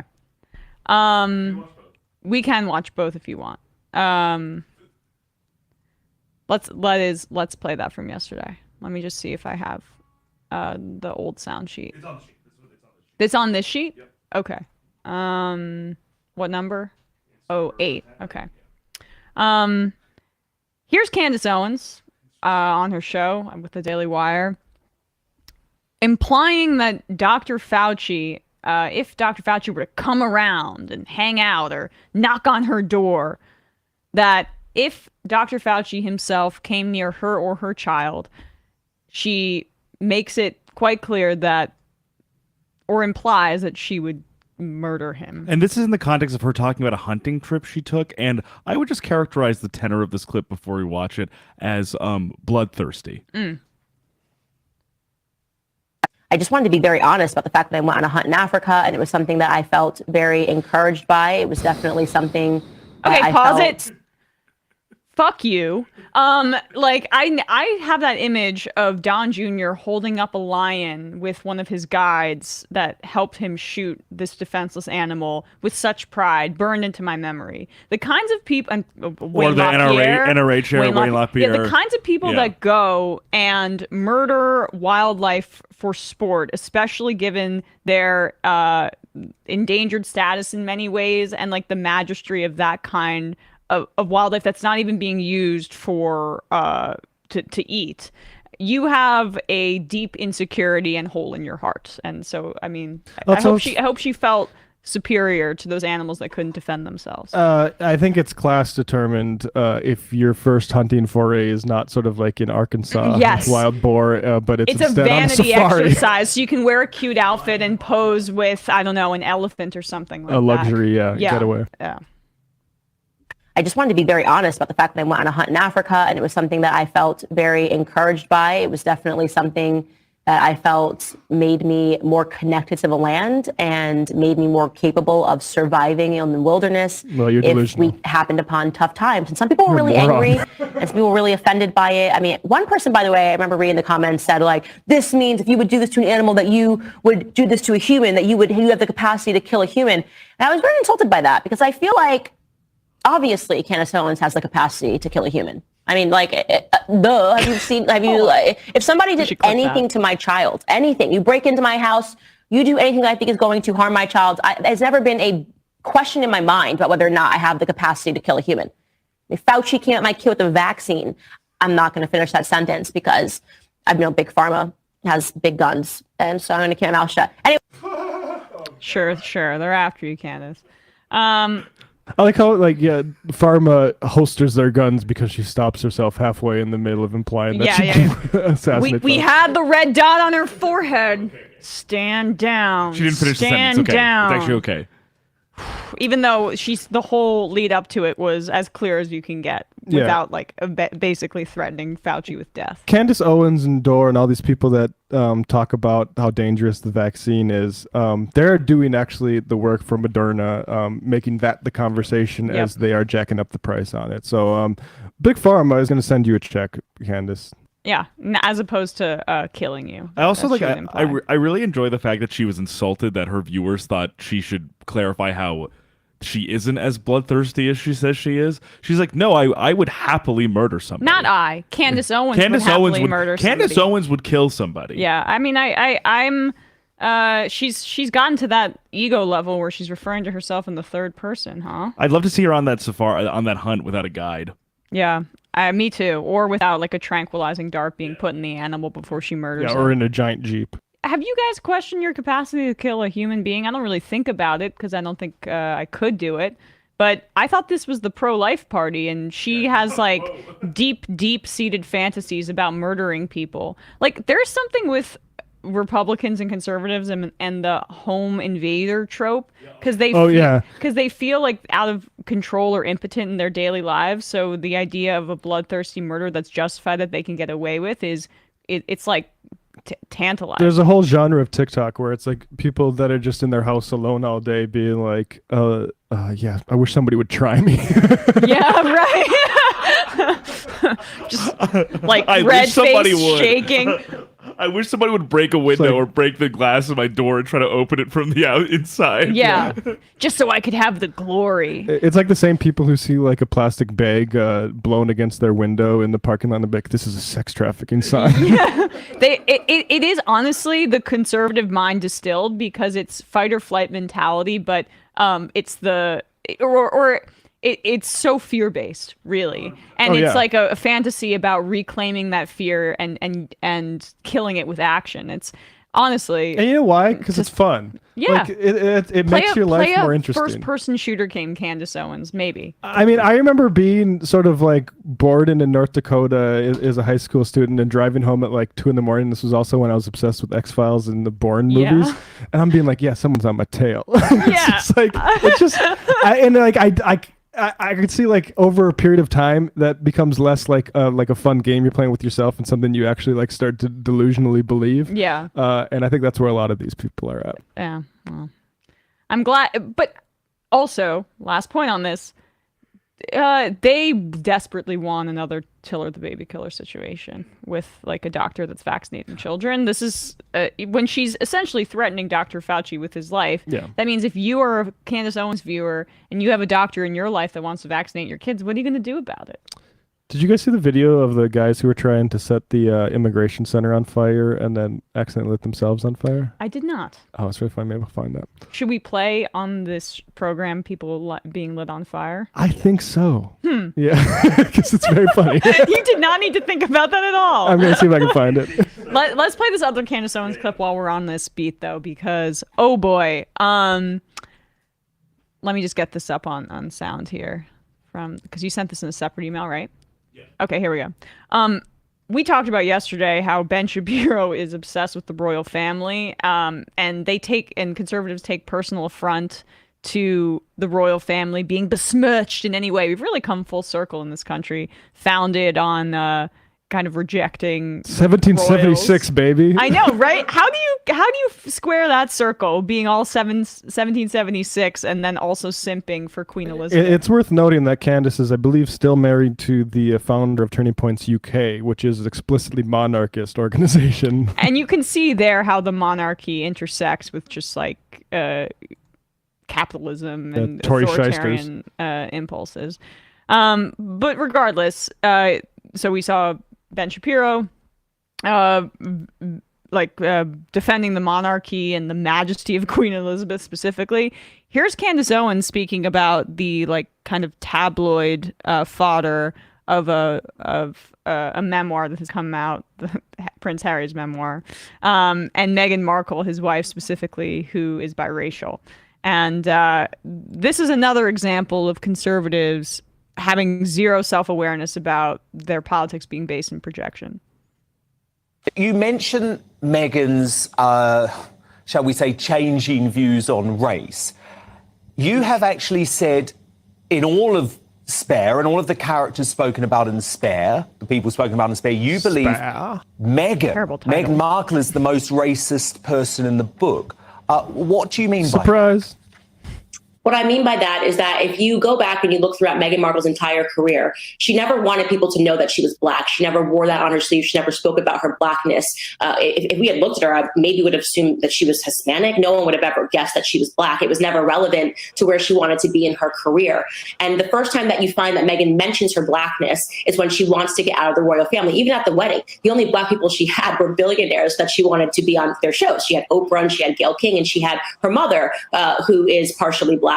But Meghan Markle didn't have any of her Black family members at her wedding. This is a woman that was escaping her Blackness throughout her entire life until she realized that it could be used to her advantage. And I find that to be despicably racist. When you say the only value that being Black has to me is when I can use it to get ahead and to climb the social ladder, and that's when I'm going to mention it, and I'm going to use it as a shield so you can't say anything because I'm Black, and how dare you speak about a Black person in a negative way, because she realizes that I don't have to face any critiques. I'll just call it racism, and then everyone will have to excuse my behavior. I find that to be despicable. It's a very bad view of Black Americans to have, and I want to be clear that it's not the way that most of us think. And so I'm so disgusted. Now she's done a 23andMe because she wants people to know what percentage of Nigerian she is. She suddenly became interested in knowing what percentage of Nigerian she was at the ripe age of 41 years old. I mean, do me a favor, spare me, Harry, spare me. All right, she's literally always at 100. And also, like, did she say anything about Edward Norton doing that stupid 23andMe where he found out he was a descendant of Pocahontas? Like, she only cares now because it's like it's a Black woman. And something about Meghan Markle really bothers her. It seems to bother her that she was able to pass as white in her estimation for a little while. I mean, psychoanalyze that. I feel like you will. The salience of that, like, like her ethnicity became more of a factor the closer she got to like marrying a royal. Like, surprise. Right. And she entered into a racist institution, and then she realized, like, oh crap, this runs really deep. And then she got like support from this Harry kid or whatever. Again, this is so stupid that we have to follow this. But like, and then was able to say like, yeah, racism is bad. I'm going to use like my position of like somewhat empowerment to say that. Yeah, right. I mean, that's like, what is the criticism? What is the real criticism we're supposed to have of Markle? Well, I mean, I don't know. It's really aesthetic. She comes off as a little insincere. She's an actress. It's the monarchy. They said they're leaving from the spotlight, and then now they're seeking attention. That's fine. But like, I don't really care. I don't care. Who cares about what they do with their time, right? I mean, that doesn't undercut their critique of the monarchy as a racist institution, right? And then just her whole. Like, this is a woman who's escaped her blackness her entire life until she realized she could use it to her advantage. Candace, talk to somebody. Who are we talking about? Who are we talking about here? Who is the person who said? Who is the person? Every commentary that Candace Owens makes about blackness or black history is always couched in putting the blame on whether it's slavery, whether it's systemic racism, structural racism, Reconstruction, anything like that. It's all grounded in the fact that black people play up their victimhood to receive preferential treatment and things that they essentially don't deserve but receive because they highlight their blackness. Yeah, right. I mean, like that's the whole point of the show. That's the whole point of Candace. And she also knows that she can go places that other people can't go, and she uses that to differentiate herself. I mean, that is the like cynicism of her career. Almost like that. Almost like she's using her skin color as a shield to make points that white people wouldn't feel as comfortable making for a conservative project. Yeah, almost as if. Rich Stench writes in Meghan Markle's gather, that might be a typo, but father and you meant to say father. Meghan Markle's father in Suits, the show that made her famous, was black. Yeah, so her character on that show, she was black in it. Maybe wrong. Yeah. Anyway. No one would have made that connection. Yeah. Wow, she's something else, that Candace Owens. All right, let's take a quick call. A black figurehead for white supremacy?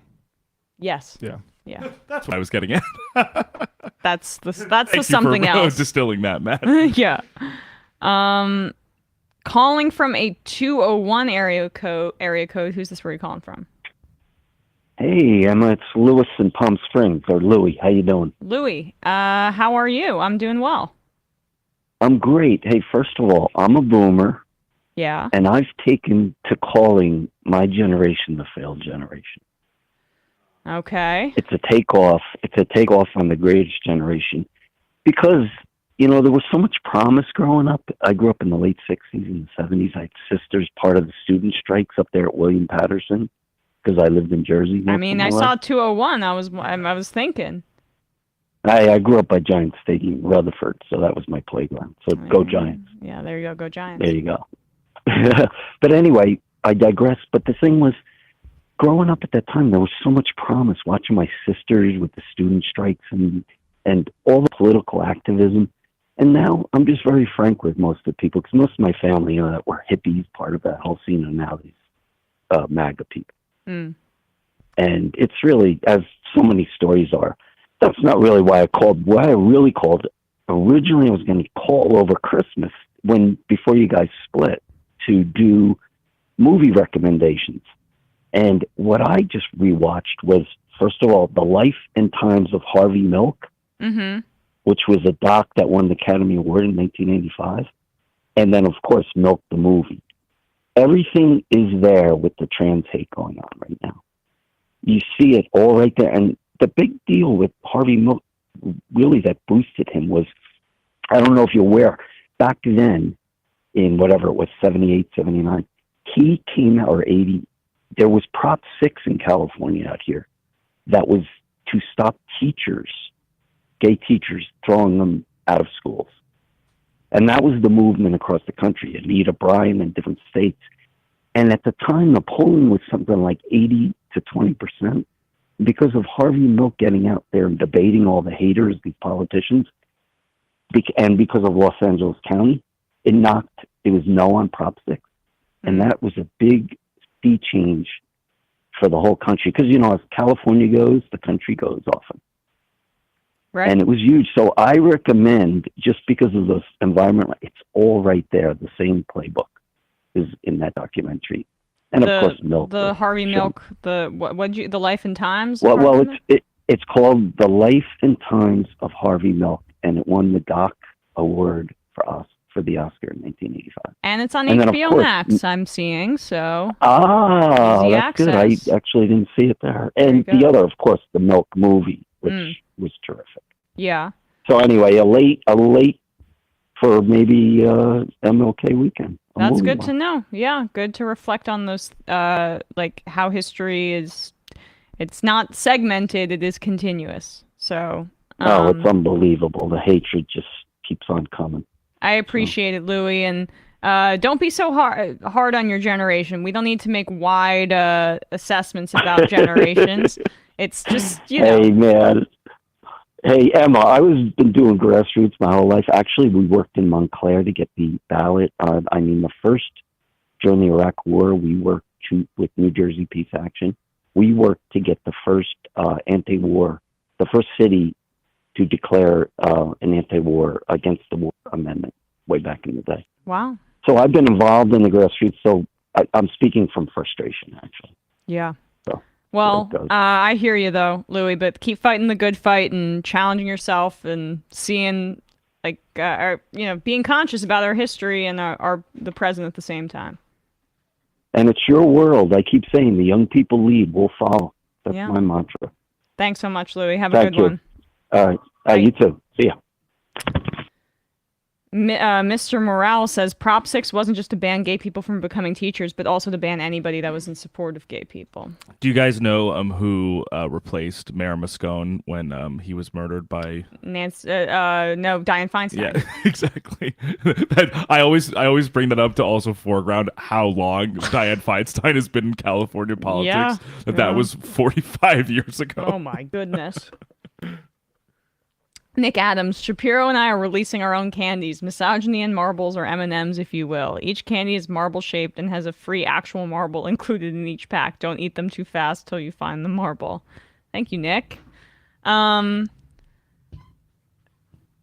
what should we do here? There's a video of the guys trying to do the hate crime and it backfired on them. Okay, you need to, I don't have any context here, so this is, you need to tee this up.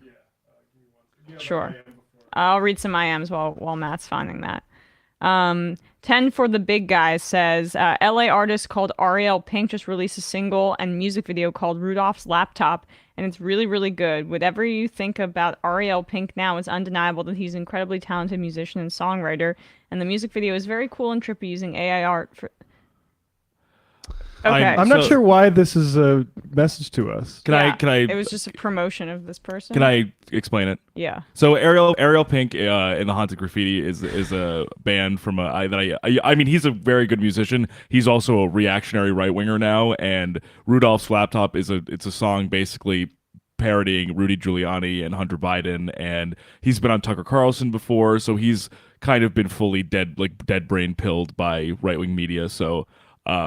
Okay. I feel bad. It makes me sad because I really did like his music when I was younger, but he's just a huge asshole now. I mean, I remember put your number on my phone, but I guess never really got into Ariel Pink, and I don't really understand why we need to give a shit about an AI music video from him.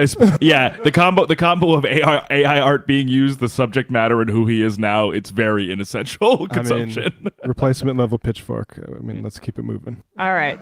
Yeah. Well, keeping it moving, what's going on here? Fox 11, which obtained footage of the fire. This is a video surface of two arsonists setting themselves on fire while attempting to burn down an immigration services business in California. Kern County Fire Department Captain Andrew Freeman, who responded to the fire, told KBAK that both suspects have not yet been caught. Footage is quite dramatic, and we hope to, and that's why we're going to play it, just and not to sort of like laugh at these guys setting themselves on fire, but also try to help people catch them. A business owner, Max Lazario, said the city needs to hold itself accountable. Anyway, we'll play this video of these two guys spreading a flammable liquid and then getting caught up in that liquid.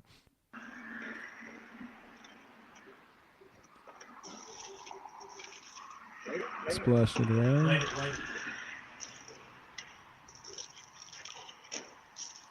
Wow. Oh, Jesus.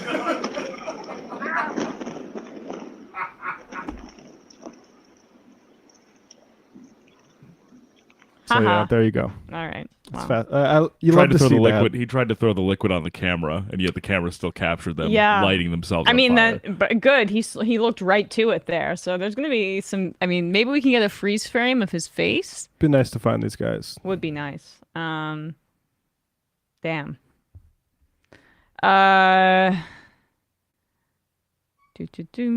Calling from a 712 area code. Who's this? Where are you calling from?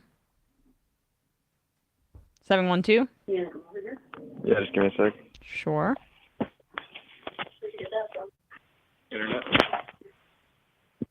Thanks. I'm gonna take a nap. Oh, you guys. Hello? Hello? Are you there? Did you get food? Your robe. Oh, thanks. Okay, I think we got to let this call go. 712. They're not hearing us. Goodbye. 712 wants to take a nap. I don't blame him. Calling from an 817 area code. Who's this? Where are you calling from? Hey guys, this is James calling from Fort Worth.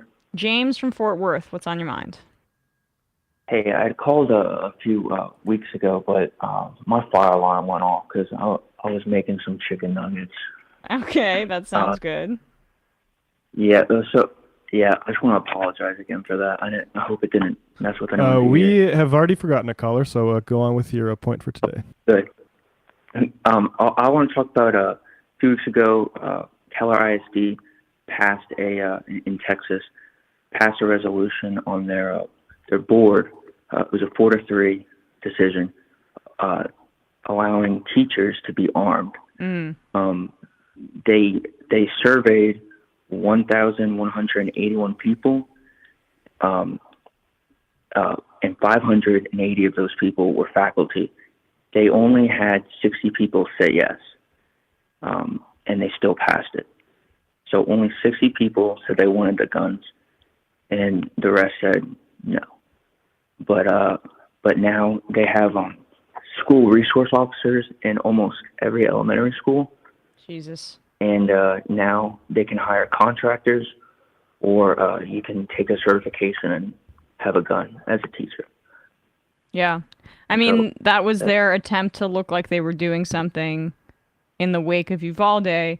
But we've seen that those school resource officers, they don't contribute much except They're student harassment officers. for harassment, particularly for lower income non-white students. Oh no, absolutely not. So yeah, just and I guess one of the consequences of that, it's going to be sadly interesting. There's going to be a Second Amendment debate about teachers carrying, because it's going to say like, well, why can they carry but students can't, and why can Jesus? You said this person, only certain teachers can do it. So that's where we're headed.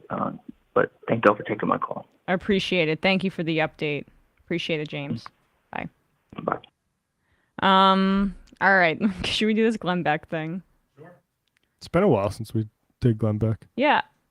It's canceling Steven Crowder, it looks like. I don't know. Whoa, I love that feud. Yum. So Glenn Beck, do you guys remember the Hobbit homes thing? Obama was going to force us all into Hobbit homes. That'd be kind of cool, wouldn't it? Yeah, I mean, well, but it was like using some UN report to talk about how climate change mitigation efforts would be We're all gonna live like nefarious. Samwise Gamgee. I mean, honestly, the Shire is gorgeous. Everyone's happy, having a grand old time. There's festivals. Yeah. There's weed smoking out of pipes. Like, sign me up. Don't be late to the Shire Homeowner Association. We got to keep the flowers off the top of our It's bills. Bill O'Maggon's birthday. he gives us gifts. Yeah, I mean, right. We get gifts at birthday parties in this world, regardless. We're gonna feast for about half the movie here. Glenn Beck's bringing this back. It's a version of this. He took some report from the World Bank regarding, quote, smart cities, where Beck conflates this report that's just, more aspirational with a mandate that it's all going to happen and be forced upon you. And some of the claims that he makes that are about to be imposed on you are quite silly. But there's already a plan for this. And the World Economic Forum calls them smart cities, which seems great. Progressive urban designers, like the UK headquartered ARUP group, they have their own section on the WEF website. They're gaming what smart cities might look like. It's kind of exciting. What would life be like in these cities? Well, here you go. Their plan for 2030, your family will eat 0 amounts of meat and 0 amounts of dairy. Each person will be restricted to 2,500 calories a day. What? Each family member will only receive 3 new items of clothing per year. This is on the World Economic site. There will be 0 privately owned vehicles. Nice. This article on the website actually quotes Klaus Schwab and his references in the 4th Industrial Revolution. They talk about utilizing technologies like 5G, quantum computing, artificial intelligence for, quote, reshaping the built environment. Just pause it. I got to tell you. Pause it there, yeah. It's just interesting, like the calories being counted, sorts of thing, because that sort of thing has been in the news before. Seattle Times papers show Israel counted calories to limit food to Gaza during blockade. According to a draft document, Israelis calculated Gazans on average needed 2,279 calories a day to survive the blockade it had imposed to keep weapons from entering the Palestinian territory. Now that is actual policy implemented. This is some freaks at a world forum putting out a report. Yeah, the idea that we're going to move America to 0 privately owned vehicles, you would have mass riots. Yes. Like this is and it would be like a mass assault weapon buyback type of thing also, like in similar vein. And we're not going to move to 0 meat protein. This is all just it's just fear mongering. Yeah. And by the way, that was the same. That was like what, in 2014 when they were putting. They said they wanted to put Palestinians on a diet. Was that the same time period? Probably. I mean, it's a long-term policy. It's a long-term. I mean, occupation's too kind of word. It's a colonization. So, regardless, but I mean.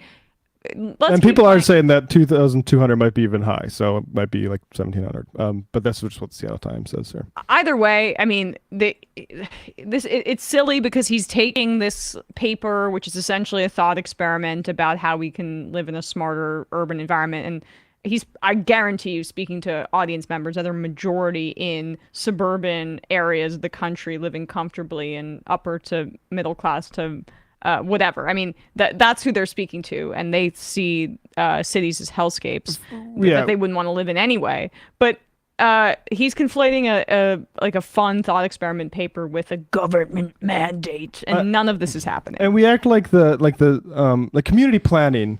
It's bad when it's trying to minimize sort of effect on the climate and things like that. Yeah. But the sort of suburban sprawl that we know was planned also. And the plan was to escape municipal taxes and the low-income populations that are there, for white people particularly. And so we have these incredibly, and to do that on fossil fuels like gasoline-powered automobiles and use them to get around instead of public transportation. This is all like planned by people like Robert Moses, people or then the Robert Moseses of like non-New York areas, where it's like, yes, we're going to make these new lily white suburbs that you can only get around with a car. It's not even really, you can't even walkable. And like that was planning, and we need to undo a lot of that. Like so much of like the sort of super windy suburbs, it's just like it's a subsidy to fossil fuel companies. And also just like redlining systemic racism. That is what the government imposed, but it was on behalf of people like Glenn Beck.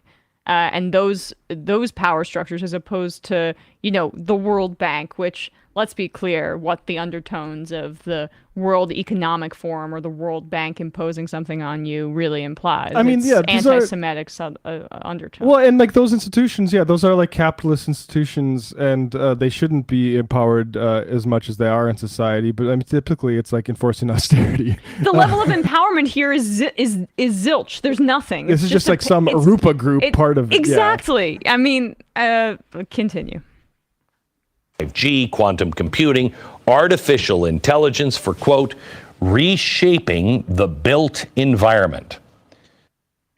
I got to tell you, this is the scariest stuff I have ever written. I mean, Utopians in 1984, that stuff couldn't be done 20 years ago. This is George Orwell on steroids, and it all can be done and is being done.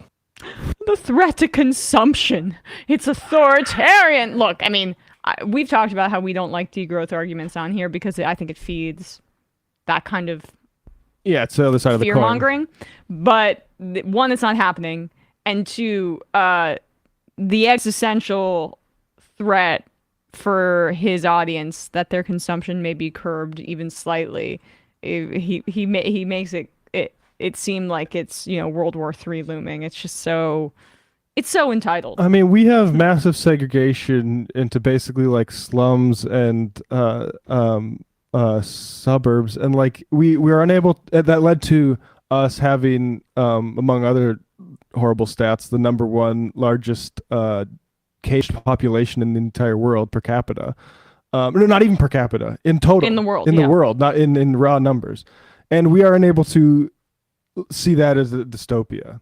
We have to instead like imagine like 1984 or something like that. No, it's naturalized. But like, like this, like look at we incarcerate black people at a higher rate than apartheid South Africa. Like, and that's just the normal everyday things. But, and again, like the World Economic Forum and the different groups that are empowered there, like they're not who I want authoring the future of climate policy. It should be democratic governments. Yes. Ryan and Callie, Robert Moses literally had bridges built too low for buses to go under because of his hatred of public transportation, and he influenced city planning across the nation. Yep. Train boy, friendly reminder that Robert Moses was uncircumcised. Great.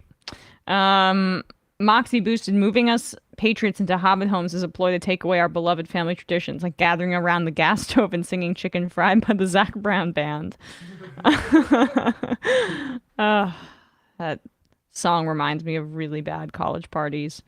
Chicken Fried. Chicken Fried. They listen to that out here? Oh, yeah. There's a lot of like white kids doing country music stuff. Who like country music. That's weird to me. I think it's weird too. There's a North Dakotan who didn't like country music. Right. I think it's just like they feel more at home than when the hippity is happening or whatever. That's problematic. Of course. Folks, you don't need to. You don't need be to stoop doing chicken that low fried in New Jersey.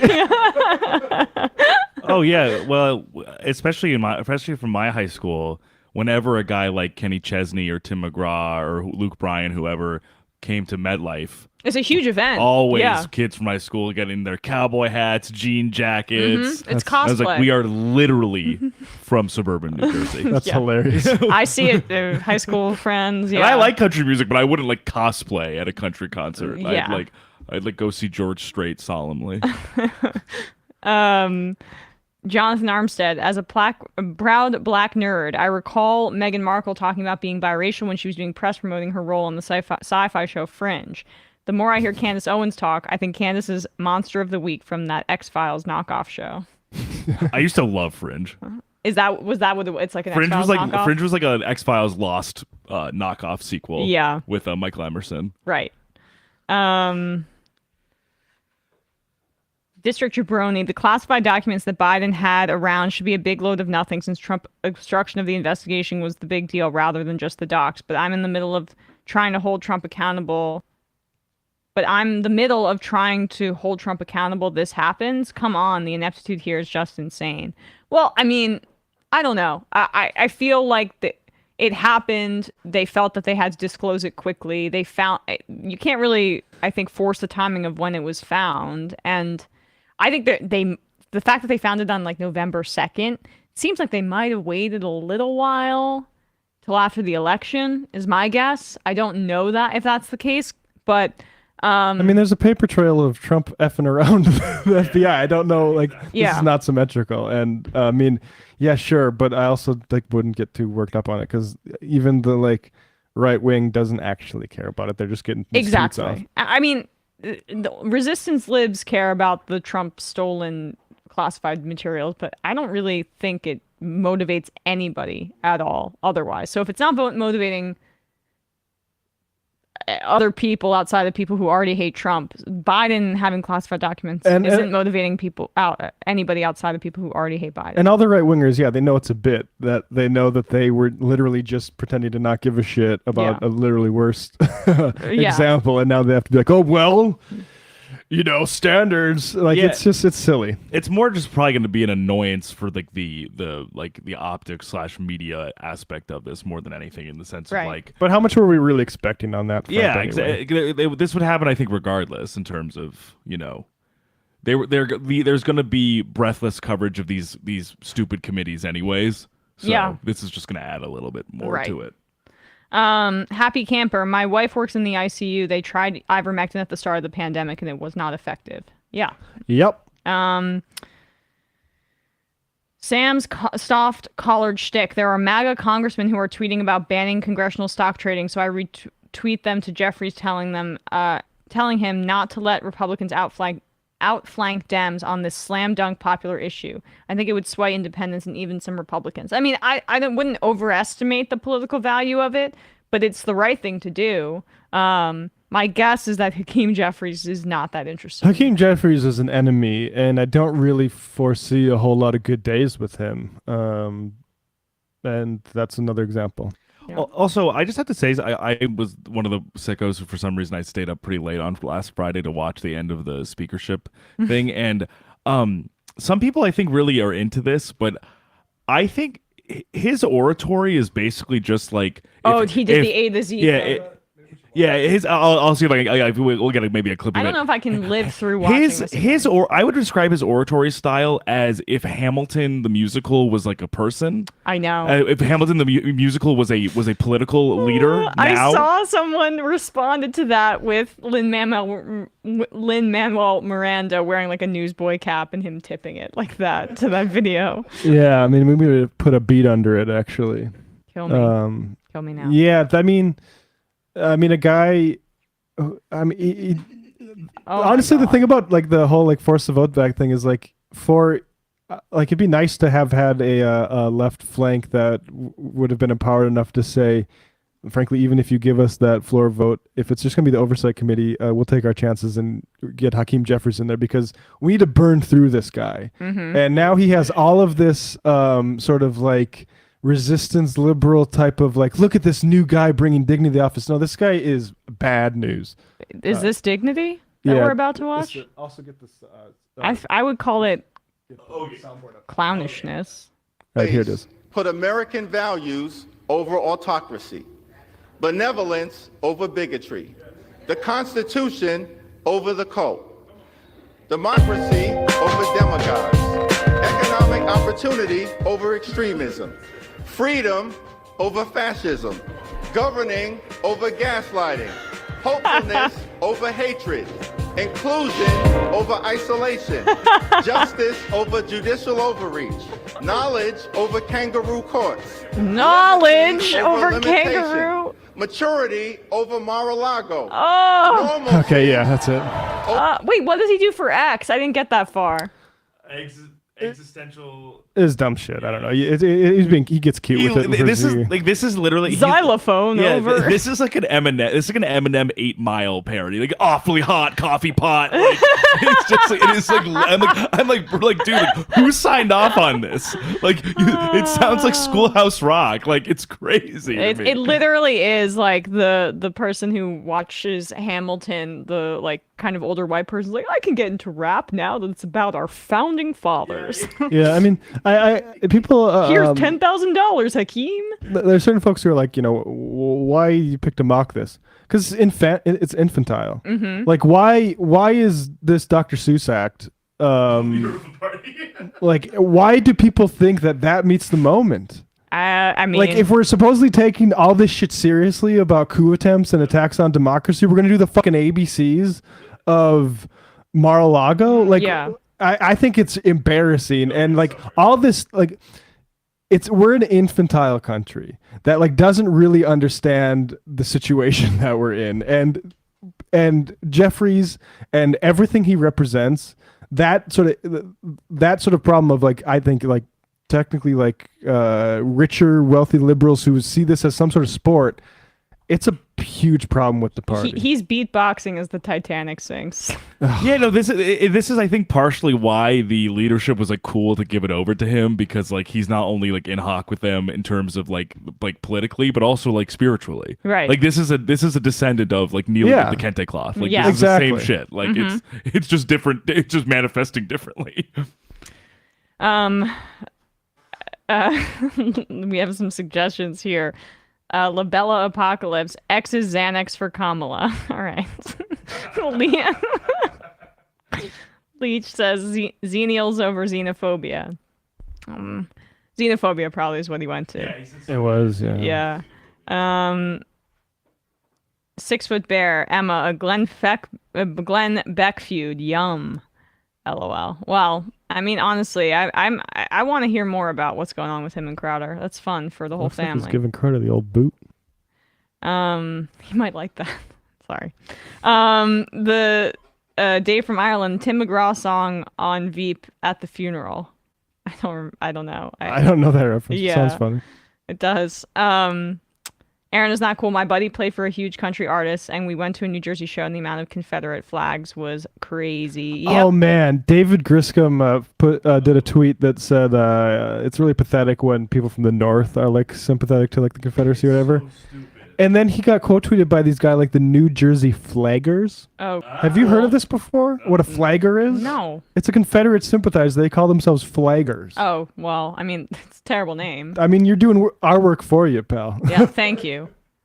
This is also what I feel about when there were news reports. I think when in the kind of groundswell of Confederate statues being removed or like being petitioned to be removed is like a statue outside of Billings, Montana, like paying tribute to Nathan Bedford Forrest. I was like, I kind of forgot the rich Civil War history that was going on in Montana at the time. Or I was like, that really shows you the propaganda effort by groups like the Daughters of the American Revolution, American Confederacy. Yeah. They spread it far and wide, yeah. of just like getting it everywhere, regardless of whether it was actually relevant to any of the state's histories. What's funny about the Montana example is Montana state expanded massively during the 1860s, during the Civil War. A lot of those were Southerners who what do they call it? Deserted. Yeah. Went to go try to dig for gold instead of fight for slavery, which is a better thing. But they took their ideology. Yeah, they brought some statues, brought some medals to make some statues. I mean, people, New Jersey, where it gets a little more conservative as you go further south, also had an active Ku Klux Klan in southern New Jersey. I mean, that's like because what Jersey, you're close to Delaware. Delaware was a slave state, right? Like, yeah. So you're really close to like the actual Mason-Dixon line here. Right. All right, let's do another clip. What do we got? Want to do the Santos Gates clip? Oh, yes. How could I forget? Wow.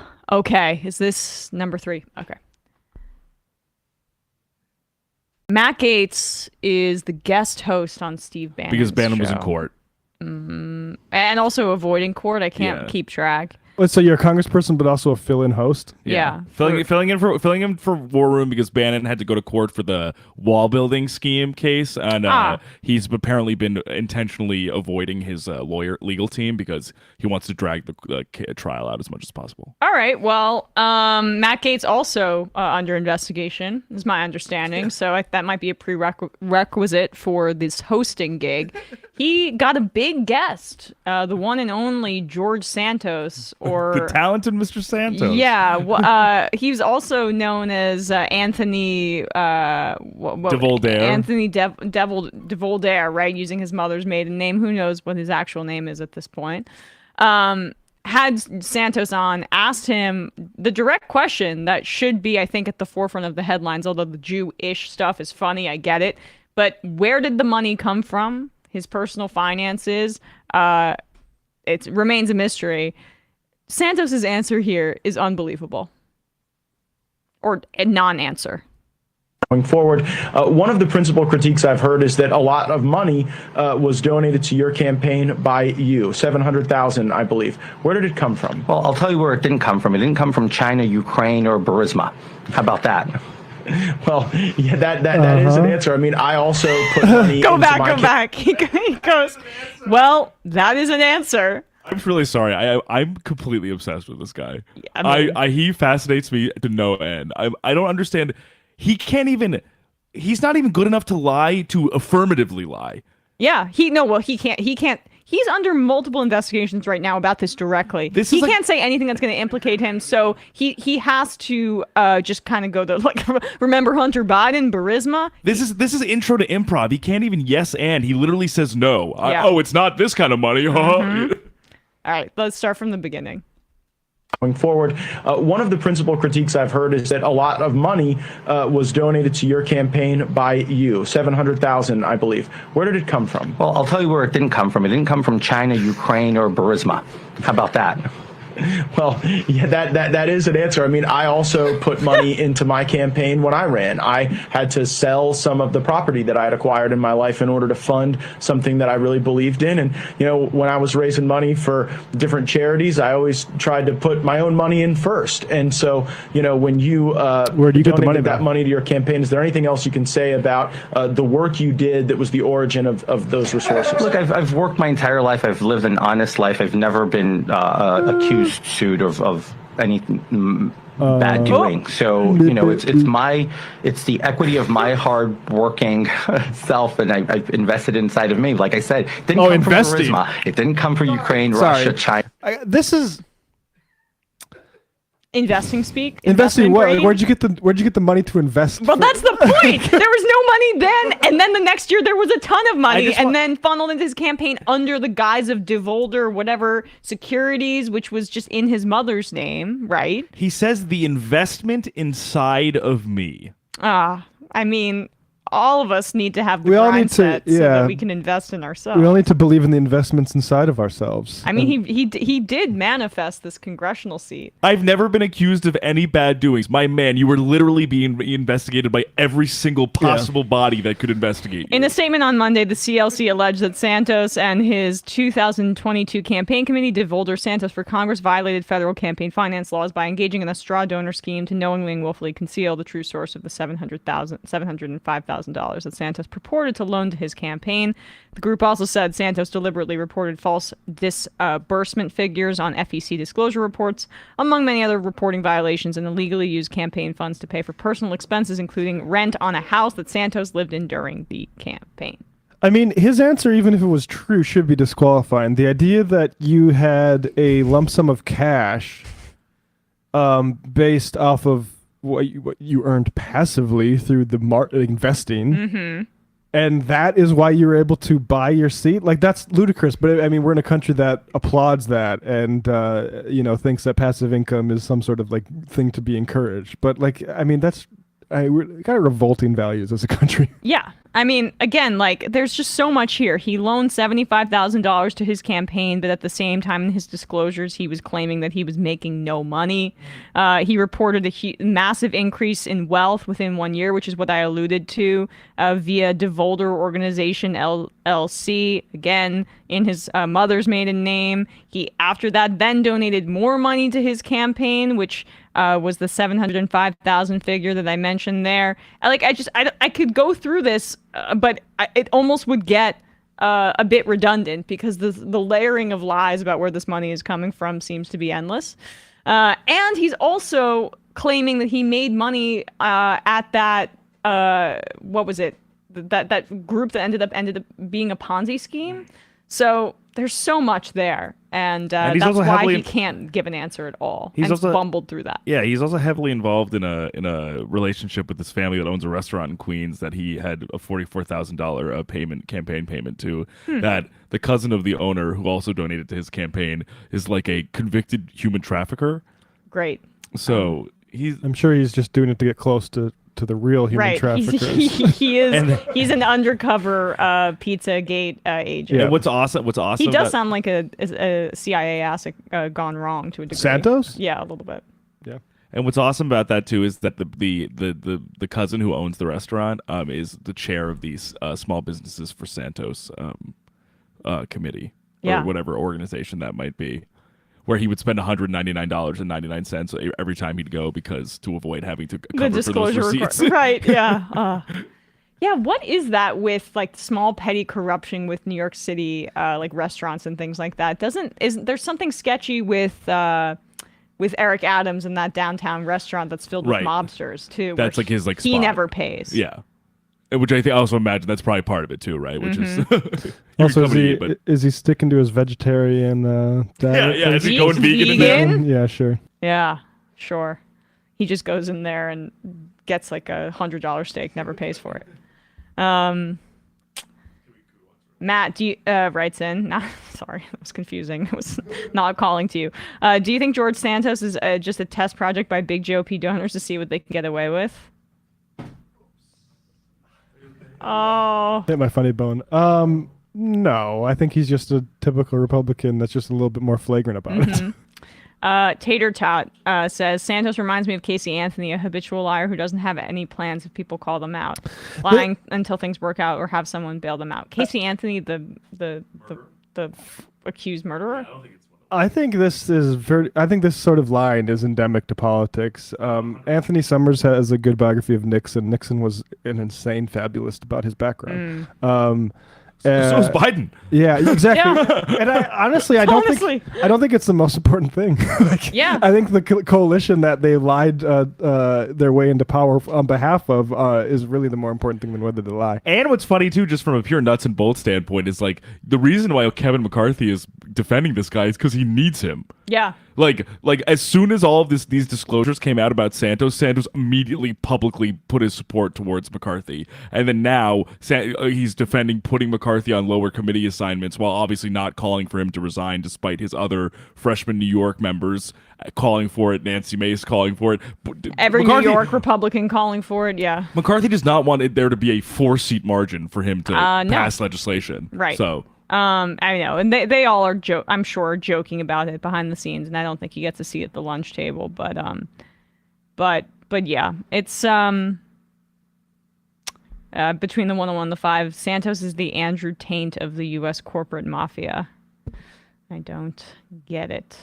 Frank in Brooklyn, Eric Adams is a vegan who eats fish, according to himself. Yeah, that means you're a pescatarian. Majority Report wardrobe coordinator Hakeem A is for apartheid Jeffries. Yeah. No joke. Brandon from Kentucky would love to see Fred Armisen play Santos in Catch Me If You Can parody. That's a very good casting. Yeah, you're not gonna top that. So funny. I mean, it looks like he's doing a Fred Armisen impression. I know, honestly. Do you guys remember Will from Veep?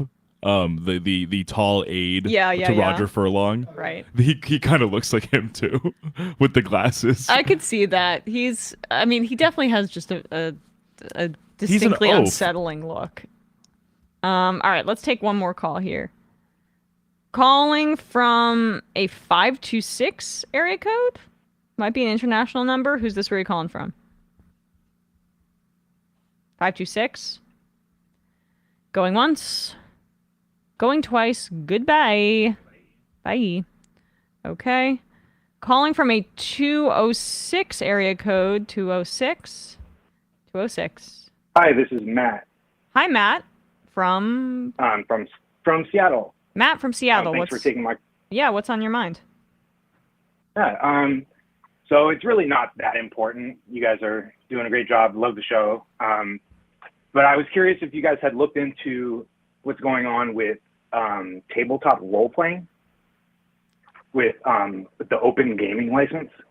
No, I don't know. I don't know much about this, so go ahead. Okay. Sorry, I'm a little nervous. No, you're okay. So basically, Wizards of the Coast owns Dungeons and Dragons, which is a tabletop role-playing game. Yeah. Oh, I do remember Hasbro, this. I do remember this. Keep going, though. Hasbro Wizards is a subsidiary of Hasbro, and so basically, the open gaming license is something that they released back in 2000. That has basically spawned a bunch of third-party creators to be able to. Oh God, did I lose you? No, I'm still here. We're here. Okay. It's basically spawned a bunch of third-party creators over the last 22 years to create amazing content and not be basically like having a gun pointed at them by Wizards of the Coast. And it's just a free, open license. It's a very simple 2-page document. And recently, they are trying to revise this document and basically retroactively deactivate the old version. And there's been a tremendous uproar in the community. And yeah, I guess I just basically want to put that on your guys' radar. I know it's not that important, but yeah, I'm just going to. No, it is. I mean, it is something I think people have written into us about the labor ramifications of it. So I appreciate it. Thanks so much, man. Yeah, thank you. Have a good one. Bye. You too. All right, guys, that will be the final call of the day. I'm turning the voicemail on. Sorry if you've been on the line for a little bit, but that's just how the cookie crumbles. Tom Lofink, happy Casual Friday, folks. Welcome back, Emma. Hope you had a fun week of hiding in your apartment doing sports ball gambling. Here in Britain, the Tory MP decided to compare COVID vaccines to the Holocaust. He had been suspended from the Tory caucus in Parliament. Also, what is the Majority Report's response to a totally true story that Matt Leck is a millionaire? LOL. Yeah. Also, didn't it say you were 5'9" or something like that? That's an outrageous lie. 5'8". I make 6 figures, and I've put aside $1.5 million, which is. Would you trade being 6'2" or 6'3" for that amount of money? If I could go down to being 5'8" and get $1.5 million in my bank account, I would do so. Yes. Yeah. Wow. Yes. So that is our official response. But perhaps Matt can use it as leverage for his next race. I've tried to take it to the banks, and they will not give me a loan based on whatever Fax Buddy or whatever the fuck. Yeah. So wait, what is this website? Should I look up my net worth? See what they say. Yeah, I'm sure they might have yours too. Just so I search Emma Vigeland net worth. All right, here we go. I have a net worth of $500,000, so less than you, despite you don't save. being from the cul-de-sac, and I mean, they know my parents' jobs. There we go. And my high school. And I graduated with flying colors in 2016. That's an interesting choice. This is what they say about me. I'm not 5'6". I'm 5'8", or almost 5'9". Please. I work as the co-host of Left Reckoning and is also the host of Literary Hangover. That's all true. Furthermore, he works as a producer of my salary is $98,000 annually. My net worth, Matt has been able to accumulate a decent career earnings over the years with no lingering. Decent. I like this. Like, I don't know. Like, this is like AI driven or something. I feel like Matt has been able to accumulate decent career earnings over the years with no lingering doubts whatsoever. He doesn't eat at me. My net worth is $1.5 million. Oh, there you go. I'm like worth a third of that. We're the same. I'm shorter than you though, at 5'6", and I weigh 58 kilograms, which is apparently 127 pounds. And I mean, that's a little light on the others. Do you want to know my weight? No, we can't. We're just giving them the actual information. I know, damn it. Not that light, but a little light. You know, we don't need to get into it. Should I bring that to my doctor? Your mom is in recovery mode says, can I get a chauffeur? Gotta spell it right. For my boss who fought to reclaim an almost $1,000 in my wages lost to weight theft, and in the process got our client to separate us from our parent company to prevent further shenanigans. There was also a saga of drama around this that is way too long to tell by I am. All right, I'll do a fake shofar because we're not near the soundboard. Here you go. That was bad, but I tried. Demian, why did I think Emma was 5'11"? I'm not that tall, but I've said this before. Like I have a lot of Scandinavian relatives, and I'm like on the shorter side. Like my female cousins are like 5'11", 5'10", that kind of deal.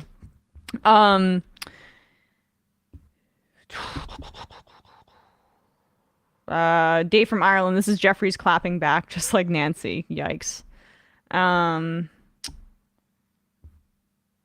Salt Lake Lefty, I love that Gates tries to pressure him again into a real answer, and Santos just doubles down with his Ukraine Burisma quip. Yep, he can't say anything else. Affluence and wretchedness. My aunt by marriage has lived her entire life in Franklin County, New Jersey. She has Confederate flags in her backyard and living room. Both of her parents were first-generation Polish Americans, and she has no tie to the American South, but she just does hold Confederate values. I mean, she's just...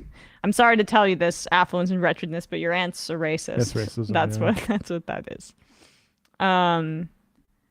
Charlie, she, her. Maybe we should get Sam to say Matt like media revolution and give that prompt a lefty flavor. And now we have seen the Jordan Peterson Twitter. Now that we've seen the Jordan Peterson Twitter suit, we should get a Majority Report suit for Sam to wear. The patent paneling on the front, a tie with his face logo all over it, and the funniest I ams on the inside in dark mode, of course. I'm not reading some of these. Hardline MLK amateur trying to low-key call herself thick. It's not thick. Just whatever. I'm not getting into this shit. I don't know why I set myself up for this and then I regret it immediately. I never learn. The Candace says, Candace should have gotten dropped by Ben Shapiro when she crossed the anti-Semitic threshold. Nothing on the parlor purchase. I wonder if things fell through now that Ye is getting many unreturned calls and unanswered texts. Leftist toggers. Yeah, I mean, he's not on the scene right now. I wonder what's going on with him. I saw a news story that apparently he quietly got married to a Yeezy designer. I don't know if that I gotta double check that, but I did see it on a news aggregator earlier. So lucky lady. Yeah. All right. Is he missing 3 more? Is that also going on? People are saying, well, he's just not. He might be just like coming checked down. in somewhere. Yeah. J. Pinpa. Santos is a Manchurian candidate who got elected. This guy didn't just appear without significant help. He can't even lie with a straight face. 2 more.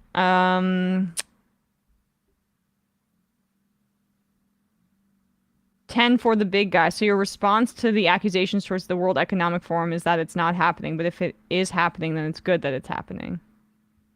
No, I don't think there's... what do you mean? No, I don't think it's good to move people to zero meat diets by 2030. Like, sorry, no, we didn't say that. Would not support it. We've been very actually clear, at least we've all been, about like not supporting a degrowth style approach to climate change that elites like people who would be empowered by the World Economic Forum would like. So buzz off. Dave from Ireland, Matt worth 1.5 million. That MLM must be working. He's right at the top. I gotta figure out which account that's going to. Dave from Parker, Colorado. Emma, loving the new Android app. Night and day difference. Would you like to place a coffee bet on the Vikings Giants game? Skull.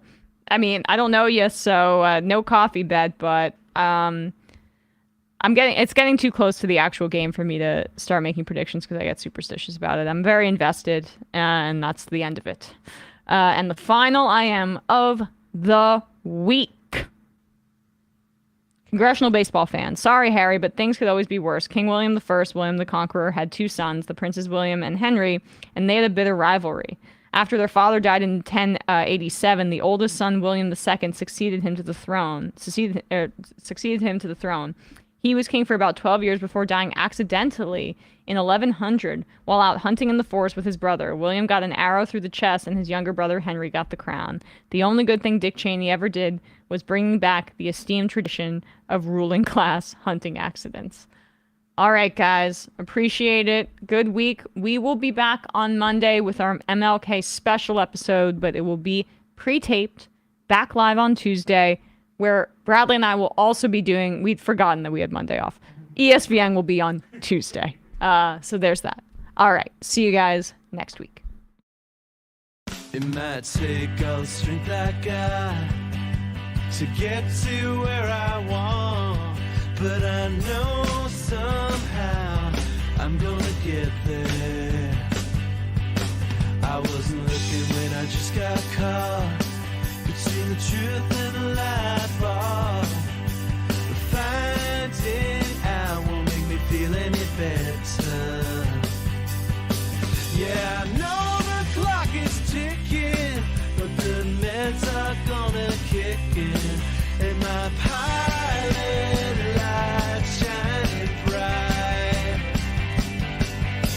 I guess somewhere the choice was made for the option where you don't get paid, for the road that bends before it finally breaks you.